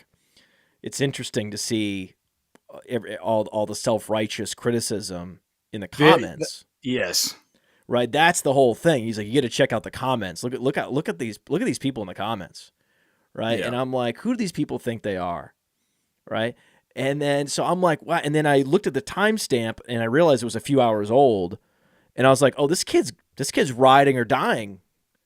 Right. I love this. No, he actually retweeted himself. Yes. He was at first. He was all liked about it. I was trying to help him. Poor old Dustin, man. We're at the combine. He walks up to us in the stands, and after his tweet, he knew his tweet had gone viral, and everybody had seen it. I had never met him before, that day or whatever. But he comes as if sit down. He's like, He's like, are you guys cool to be seen with me? It's just like, oh my God, no, he was legit like dejected. Yeah, no, he was kind of joking about it, but he kind of knew a lot of people were talking about it. Oh man, I hope Cody put his arm around him and tried to cheer him up. I mean, they're such good friends. I'm sure that's what good friends. That's what buddies do. That's what good buddies do. They pick their good friend up when they're down. They pick him up, Yeah.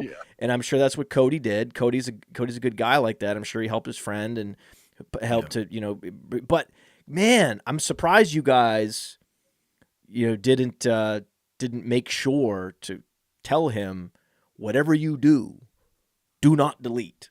Well, that's what makes me not Matt Kelly. It's something that I've kind of inherently, that I would have inherently thought, but not anything that I would have thought that I need to communicate. I would have grabbed him by the collar. You would have been like, motherfucker, don't delete that shit. You would. That's the thing. It's we haven't had a good tweet that's gotten anybody excited, that's caused any controversy, and who knows how long. We finally get it. Motherfucker deletes it. Yeah. Come on, man. It's killing me. I had to go imagine like the job I had trying to go find this fucking video. It's not on Twitter anymore. Oh yeah. Thank God I'm good at finding stuff online to share on the show. Yeah. Yep. All right, so let's get into a new segment. You ready? Yeah. 10 burning questions. 10 burning questions. Rapid fire. I know you got to get out of here. 10 burning questions with Alex Dunlap after this.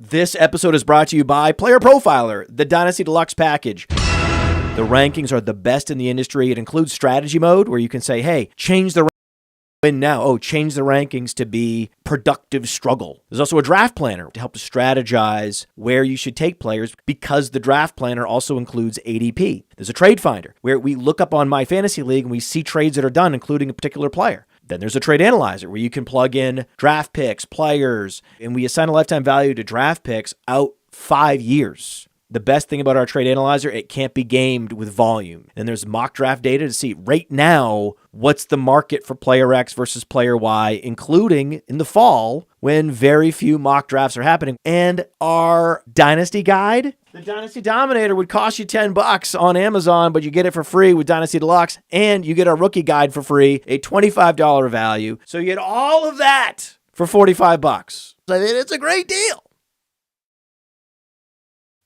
It really is. It really is. It really is. It really is.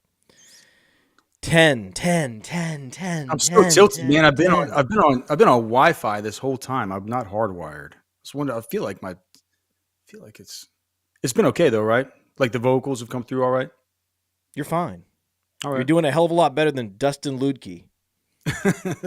You're saying that guy might have wanted to jump off the JW Marriott on Saturday night. Jesus Christ. I'm just glad Cody was there to cheer his buddy up, you know? Yeah, man. I'm really glad. In the NFL draft, J.J. McCarthy, top 10 pick now. Guy has size. That was the measurables. That's what I care about. What I care about, J.J. McCarthy 220. What I care about is Brock Bowers 245. That's what I care about. Those are the most important measurables from the combine, right? Yes, he'll go top 10. People really like him. Teams like him. He'll go top 10. Yeah, baby. I like to hear it, JJ. Love it. Love it. Love it. Love it. Love it. Now, he's going to go before Michael Penix, even though Michael Penix has huge hands.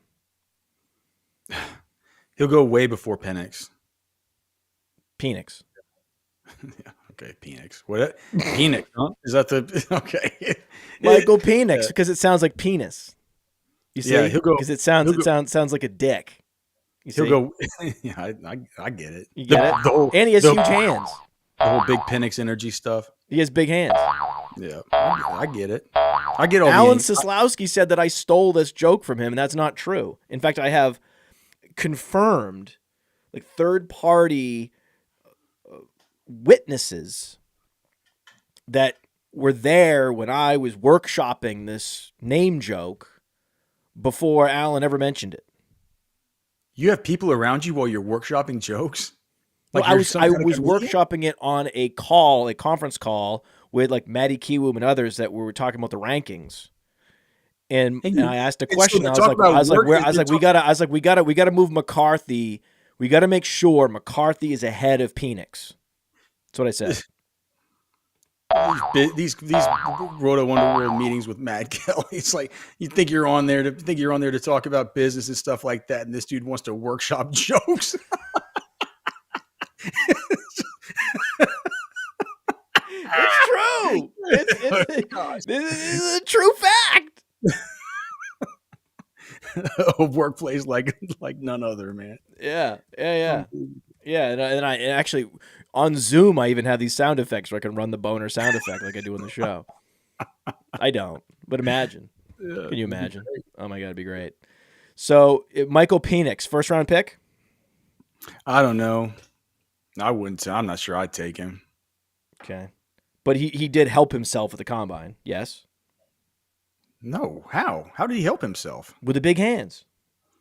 No, he didn't help himself. He had one decent throw to Jalen Polk. He said, like, I'm still waiting to see the Michael Penix that we saw versus Texas through the national championship game, through the Senior Bowl, through the combine. It was like, which one's better, Bo Nix or Michael Penix? And it's like, you know, that's the reason for J.J. McCarthy's rise. That's right. He is filling that vacuum. They left it wide open. Yep. They left the QB4 spot wide open, and J.J. McCarthy has stepped into that void. And then whenever he was throwing, Matty Q, I'm sure he'll put it up on Player Profiler because he did a good job while we were, he didn't have this. He's still learning about how to chart routes, for the drills. But right. Since me and Cody were charting routes, what we thought would be interesting was to have Matty chart the accuracy of each throw for each player, so we could go back and kind of cross check that to say like, well, and with Matty, that's easy to say. It's like put it on a scale of like whatever. I think he made a scale of 1 to 4 for it's like an awesome throw, like a good throw, like a kind of bad throw, just an awful throw. And McCarthy had the best on the day, like all the best, like big time, awesome throws, all the best good throws, and the least of any of the bad or the, so I think that, he showed out well there and looked better than those guys just on a pure 1-to-1 basis. You couple it with the fact that he just didn't go to the Senior Bowl, right? He didn't go. His absence alone kind of, I feel like, raised him up. And now we're getting more and more of the word from the NFL that they actually kind of liked him more beforehand. So I think all of those things are coalescing to, as far as talking about Penix, talking about McCarthy, to get McCarthy to where he is now. Had Drew Henson gone to Florida State, that would have been J.J. McCarthy. J.J. McCarthy is Tom Brady if Drew Henson went to Florida State.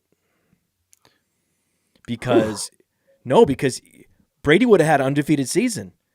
They lost those 2 games, one of them to Illinois, because of Henson, because they kept jerking Brady around. Yeah, so Brady could have been a first-round pick if they weren't jerking him around with Drew Henson. Yeah, you never know. You never know. And then now what's Michigan? Like, I think we're going to see now what's Michigan going to do. J.J. McCarthy is Tom Brady with draft capital. You need to make a clip out of that. Make a clip out of social media team. Tyler, mount up, everybody. Give him a timestamp.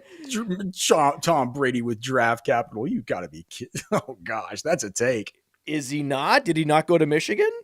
Did Michigan not win a national championship? Well, dude, I'm just. They could have won back-to-back national championships. One with Greasy and one with Brady. Had they not jerked around. That was the Drew Henson curse, man. Yeah. Okay. Well, interesting take. I wasn't expected to talk. You talked about Drew Henson. I started. Like, when you get a Drew Henson, which is one of the best athlete in all of high school America, decides to come to your school, then you're going to try to work him in. It's like you feel like if you have a sports car, right? Let's say you have a European sports car, right? An English sports car, right? Let's say you have an old English sports car, and they handle like shit. They're not that fast, overrated, right? You're better off driving a Miata. But it looks cool. It looks amazing, right? You feel cool driving it. You feel like James Bond. So you're going to want to fucking drive that car, right? Even though it's not going to get you there as fast, and you're going to lose to Illinois. And you're going to have to take it to the Euro car repair with the weird Euro dude that can only fix this stuff. Has some kind of accent and wants to pump your wife's leg.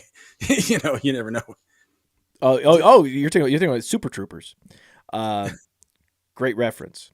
So yes, so they tried to take Drew Henson to a European sports car repair facility, and they couldn't fix him. They couldn't fix him. He ended up not doing anything in the NFL and not doing anything for the Yankees. He was a bust. Brock Bowers. I wasn't talking about Super Troopers. I don't know what that means. What do you mean? You've never seen Super Troopers? I've seen it. I don't remember the thing about humping the leg. There's a European guy. Oh, and well, maybe that was in the back of my head. One of the Super Troopers kept getting enmeshed in threesomes with them. Remember he kept making out with the guy's wife, and then he was like humping the leg. Remember? Yeah, maybe that was just sort of entrenched in my mind that I think that was inceptioned into you. Yeah, right. At the Euro, the guys with the Europeans that are driving sports cars in America hump people's legs. Yeah, it's probably true. I think that's what happened. Yeah, I think it's. I think it happens every day across our great country. We got to get back to 10 burning questions. We're getting right back. We got to get back to 10 burning questions. We have rapid fire. Right meow.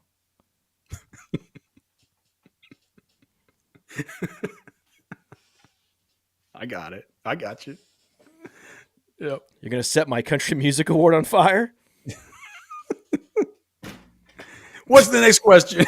What is it? Brock Bowers or Romeo Odunze? Who do you got in rookie drafts? I'm just putting it to you. You've been very generous talking about your rankings. I haven't asked about your rankings. Here I am asking. Bowers or Odunze? Tight end premium dynasty? Don't care. Oh, Rome. I think, dude, there's a conversation for Rome to be wide receiver 1. What?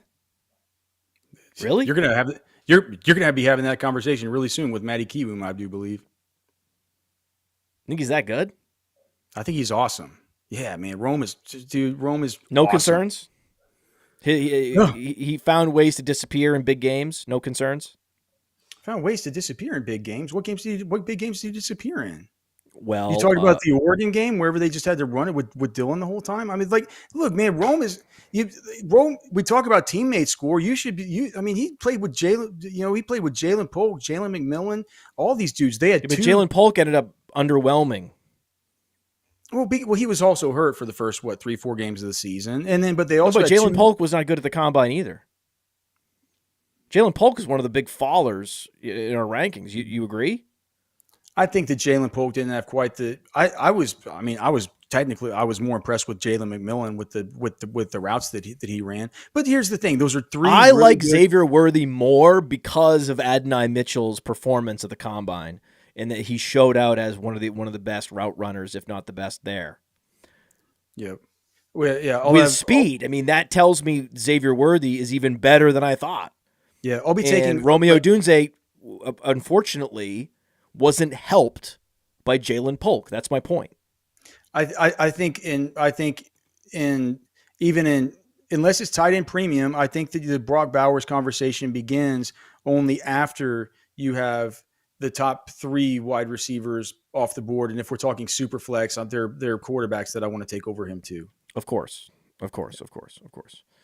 How many running backs get drafted in day 2 or round 2 or 3?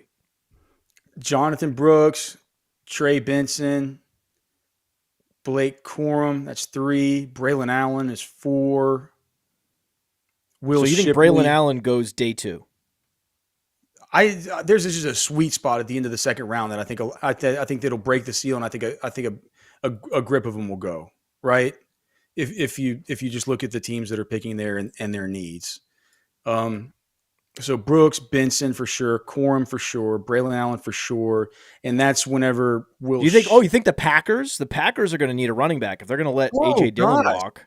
There's the Texans. Who knows what's going to happen with Singletary? I mean, the Cowboys only have one running back on contract, and that's Deuce Vaughn.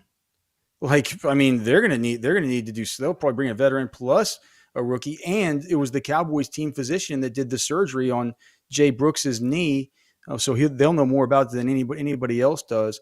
I think that you start talking about the Will Shipleys and the Jalen. Well, that's Wrights. Interesting inside information that they have.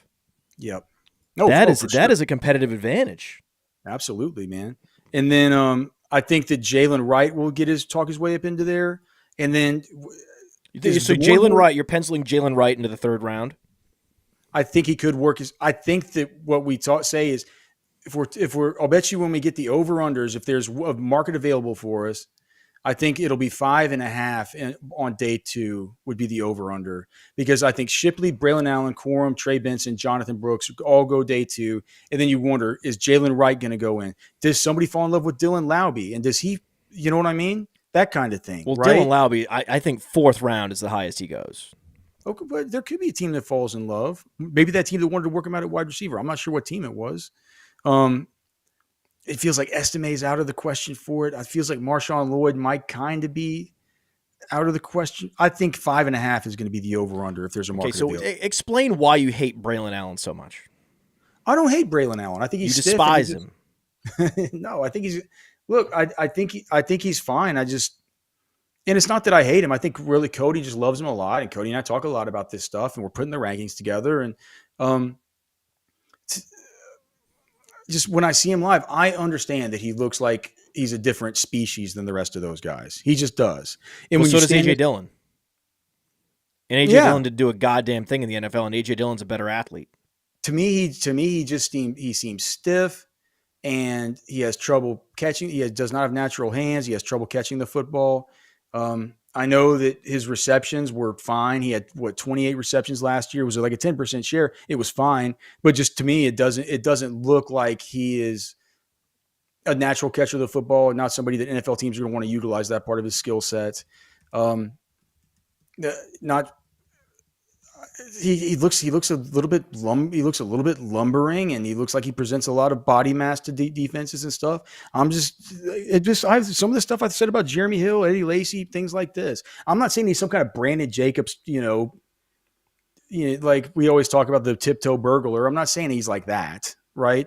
But I do. You're saying what you're saying. Here's what you're saying. He's Andre Williams.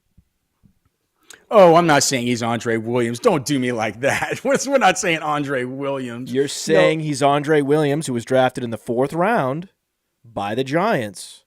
Yeah, I'm not saying he's Andre. I'm not saying 230 pounds, stiff. I think he could be a good dude. I think he could be a good day 2 pick. It's just for me, Jay Brooks, Benson, and then you can have the conversation with Corum, because with Corum, I told Maddie and Cody, I said, an important part of your process, it needs to be go over there and he's getting interviewed right now. Just go stand next to his ass. And they're like, no, I can see him right there. I'm like, no, you go stay. I said, you need to go stand next to him. Just stand next to Blake Corum, just so you can see from your perception how this guy looks. He's kind of small, man. He's kind of small. I know, what is he even? Yeah, he's 5'7.5", 205.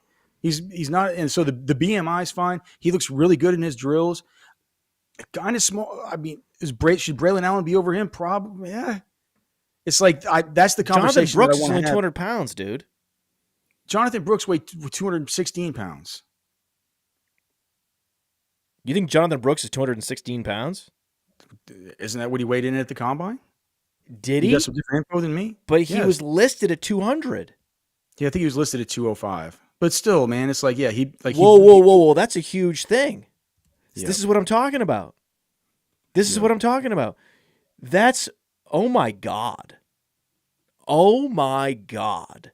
Opened your eyes to a whole new my reality. God. I was so focused and fixated on the weight of Brock Bowers and the hand size of Michael Penix and the weight of J.J. McCarthy that it went underreported the weight of Jonathan Brooks is 216. It also changes everything.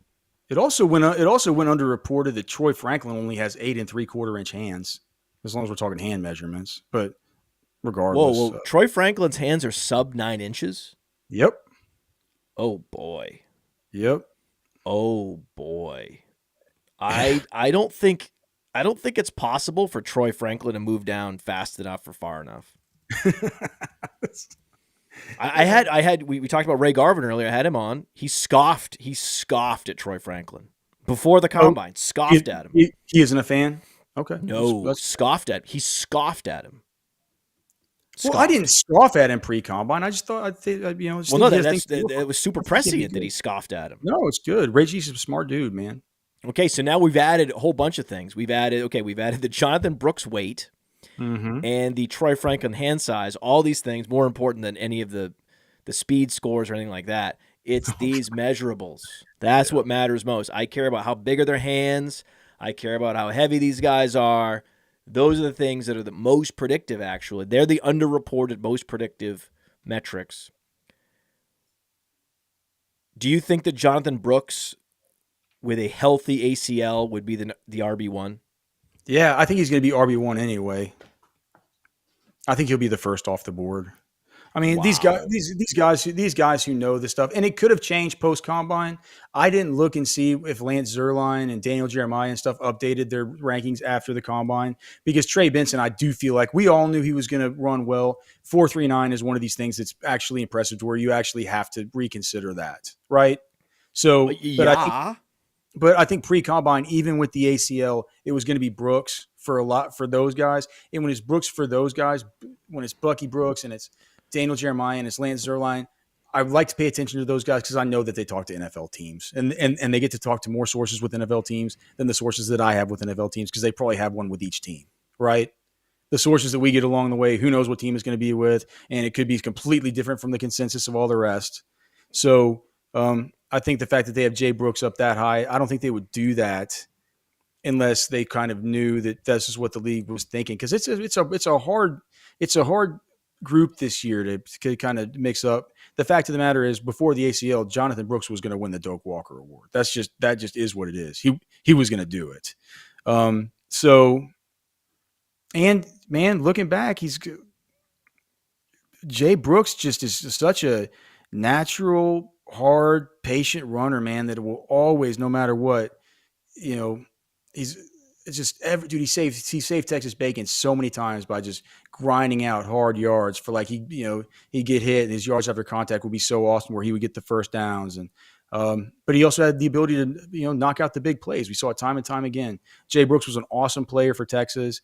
To have a dude come from out of nowhere on the national scene and just fill in for Bijan and Roschon in that way and make it feel like there was no drop off, you kind of have to be a special player, right? I mean, you just kind of have to be. So Brooks and Benson at the top, and I think Brooks, clean ACL.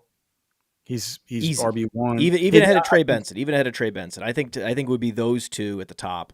Yeah. Now, you mentioned Bucky Brooks, one of the NFL draft analysts that you pay attention to very closely.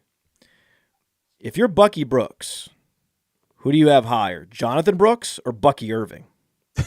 Jay Brooks. Yeah. So if you're Bucky Brooks, even though Bucky is a lot more uncommon of a name than Brooks, I still would go with the fact that I share the Brooks with Jay I Brooks. think that if there was a draft class and a particular position group where I would trust Bucky Brooks more than any other, it would be these running backs. I feel like he would know where to rank Bucky Irving and Jonathan Brooks. He knows the plights of players named Bucky and named Brooks. I think that did you guys mention this to him when you talked to him at the combine? That didn't come up. Did you ask about Jonathan Brooks and Bucky Irving? How did you not ask Bucky Brooks? How did you not ask Bucky Brooks about Bucky Irving and Jonathan Brooks? Well, do you know what it would if you would have done so without letting him know that you were kind of kidding around and have him start to answer and maybe think to himself that, oh, this is weird. It's a guy with my first name and the guy with my last name. Do you think he's figured this out yet? I'm sure it's crossed his mind. I think he figured it out. I'm going to give him credit I'm going to give him lots of credit for figuring this out before me. Yeah, for sure, man. I think it's important though. This is important information that we're talking about here. Very important. So you mentioned, Adonai Mitchell. You mentioned Xavier Worthy. Is Xavier Worthy? Xavier Worthy is the quintessential best ball receiver. Do you have more exposure to Xavier Worthy on Underdog than any other receiver that's in this rookie class? So far, yeah, just because I talked about earlier, the Kendre Miller, Xavier Worthy / Lad McConkey trick. Yep. It's pretty simple. Xavier Worthy.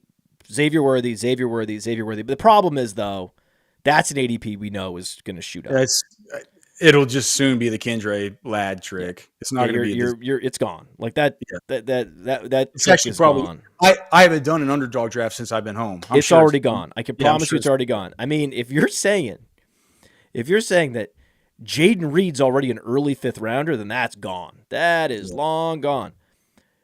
Lad McConkey, is he better than Michael Wilson? Yes. Yeah, he's better, faster, better route runner, different player, right? Different kind of player. I think they're kind of similar.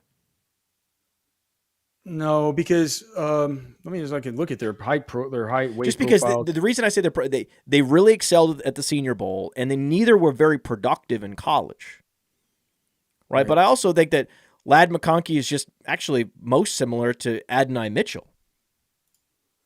I think those guys are also similar, just because of the teams they were on, because they were on teams that are now the Alabama of college football, the co-Alabamas of college football.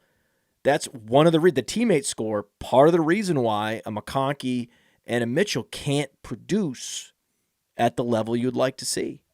Yeah, it was just, with Lad McConkey, I get it. I guess he technically didn't ever really truly break out, but he 3.26 yards per route run. Like Michael Wilson was never a huge yards per route run guy. Whenever you look at Michael Wilson, we compared him to like a Michael Floyd, kind of Gabriel Davis type of player, whereas Lad McConkey, you see him more as he's got some like Jordan Addison to him, or some Brandon Cooks, or some. Cody says Emmanuel Sanders. I say maybe a little bit of Edelman. Emmanuel Sanders. That's a cool comp. Yeah. So in terms of physically, I'm not talking about physically. I was just talking about just the general lack of production, and then you go to the Senior Bowl, and you exceed expectations, and you show out. I love that. Now Tank didn't have to do it. Tank was a mega producer at Houston. Yeah. Right? No. Yeah. But there's always every year, like Michael Wilson was that. in 2023, and then this year it was Lad McConkey, the guy that's like, hey, he capped out at like 600 yards in college, and like, this guy's not that interesting, and then they show up and they're on the field, and they're like, oh, this guy is interesting. Something interesting about Michael Wilson, just real quick. So I was talking with we had the ability to interview Monty Austinforth, the GM for the Cardinals, and I was asking him. I just said, "Do you see Michael Wilson as a wide receiver one?" And he's like, "Well, I don't really like to look at it things like that. We don't get into the minutia of the numbers or like a wide receiver one or wide receiver two or all this stuff like that. Blah blah blah." And he kind of gave me a real squirmy little smarmy answer. And then like the very next question, the next reporter said, like, you've said coming into this draft, and it wasn't about what I'd said, right? It was a completely different thing. He said, like, do you think where you sit right now, because you said before that you need a wide receiver one, you need a cornerback one, you need all this stuff, like, so obviously he kind of said it in the past. He's used wide receiver one, but he didn't want to answer my question about whether Michael Wilson was a wide receiver one. So take from that what you will. Just an interesting. Yep, I'm still a Michael Wilson fan, regardless of the coach and GM speak. I get it. I still love Michael Wilson too, but I do like Ladd better. All right, so we've talked about a few of these deeper running backs. Give me someone that's even deeper than Dylan Laube that you like. Can I use Isaiah Davis? I mean, we already talked about him. South Dakota State. No, talk about him more.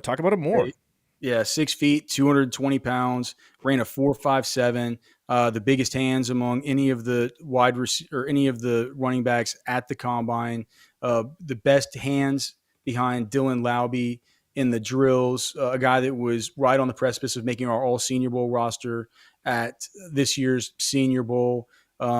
Great in between the tackles runner, great pad level, good speed, great producer in college, and a guy who for me is he's gonna be right there in the top 10 whenever, even after we consider getting the guys that we discussed, having to get certain dudes sort of up, the Dylan Laubes of the world, stuff like that. I'm going to have Isaiah Davis right there in that sort of 10, 11, 12 tier. I don't think people are going to have him anywhere near there. So Isaiah Davis, South Dakota State, if you can get him in the 4th round of your rookie drafts or something like that, make sure you get that done. He has the size, he has the pass catching ability, and he has the requisite speed to do things at the NFL level. And I think that he'll probably go somewhere in the 4th round or something like this. The team's going to feel like they're going to use him. Oh yeah. Okay. Thank you. Yep. We will draft him more. Move him up rankings. Yeah. Move him up. Get him up. You talked about, you alluded to, teased your truther player earlier. Mm-hmm. Give it up. Well, this is the truther one. This is the one where, like, we defined this previously as one that you have in Dynasty that you can't even trade away because nobody even wants them. No one wants them. Because I would, or like you could drop them and it doesn't even matter. Like nobody would pick them up. Yeah, no one's that excited. Okay, so here it is. We're talking about a guy that comes in with good college pedigree at a great school where great wide receivers have come out of there before. Now he's tied to arguably the best young quarterback in the league, where there's now he's faced obstacles at the beginning of his career, but tied to one of the best quarterbacks in the league, where the wide receiver one is set to be out of a contract after next season. There is a good young wide receiver there, but the second most productive wide receiver on that team is now gone. The rookies that they got last year are bad, right? The guy I'm talking about, of course, now that he's fully healthy, is John Mechie. Wow. Why are we talking about Mechie more? I like John Mechie. I was mocked for saying that Mechie is one of the reasons why. In fact, I didn't mention it. I was so shamed that I didn't mention in previous shows why I'm so bearish on Nico Collins. One of those reasons is I think that Mechie, having beaten cancer and being a productive second-round pick from Alabama, that he could be a really nice possession receiver, and we talk about the target distribution and cannibalizing opportunity. I think that the evolution and the development of and the reacclimation of Mechie is going to hurt Nico Collins. It's going to, and here's the other thing too. Thank you. Saw that You saw this year Noah Brown go off for monster games and stuff like that. You know what I mean? That offense can provide. Oh man, Mechie's an incredible truther. So that's it, Mechie. That's an incredible truther. Give us a bold prediction. I'll get you out of here. Bold prediction. I'm always bad at these. Do you want to just go? Do you want to just go pretend? Want to just go out now and just pretend we went out on your Mechie call? Yeah, John. Yes, let's click on the Mechie call. Listen on the Mechie call, of course. We want to just end on the Mechie call. Like, who cares? Bold predictions. I don't have any bold predictions. We don't care, right? Why even bother? Right? Why would we even care? Don't even just run up an end screen. Don't even worry about it, right? Yeah, it's fine. It's just for the video viewers. You have nothing. Right? You don't have any predictions. You didn't read the show sheet. Right? We're not. I have this incredible streak of going out with, exciting, tantalizing final takes. We don't need that, right? Xavier Worthy goes to the Kansas City Chiefs and melts faces. Hot enough? Xavier Worthy goes to the Kansas City Chiefs and renders Rashee Rice useless. That's a good one.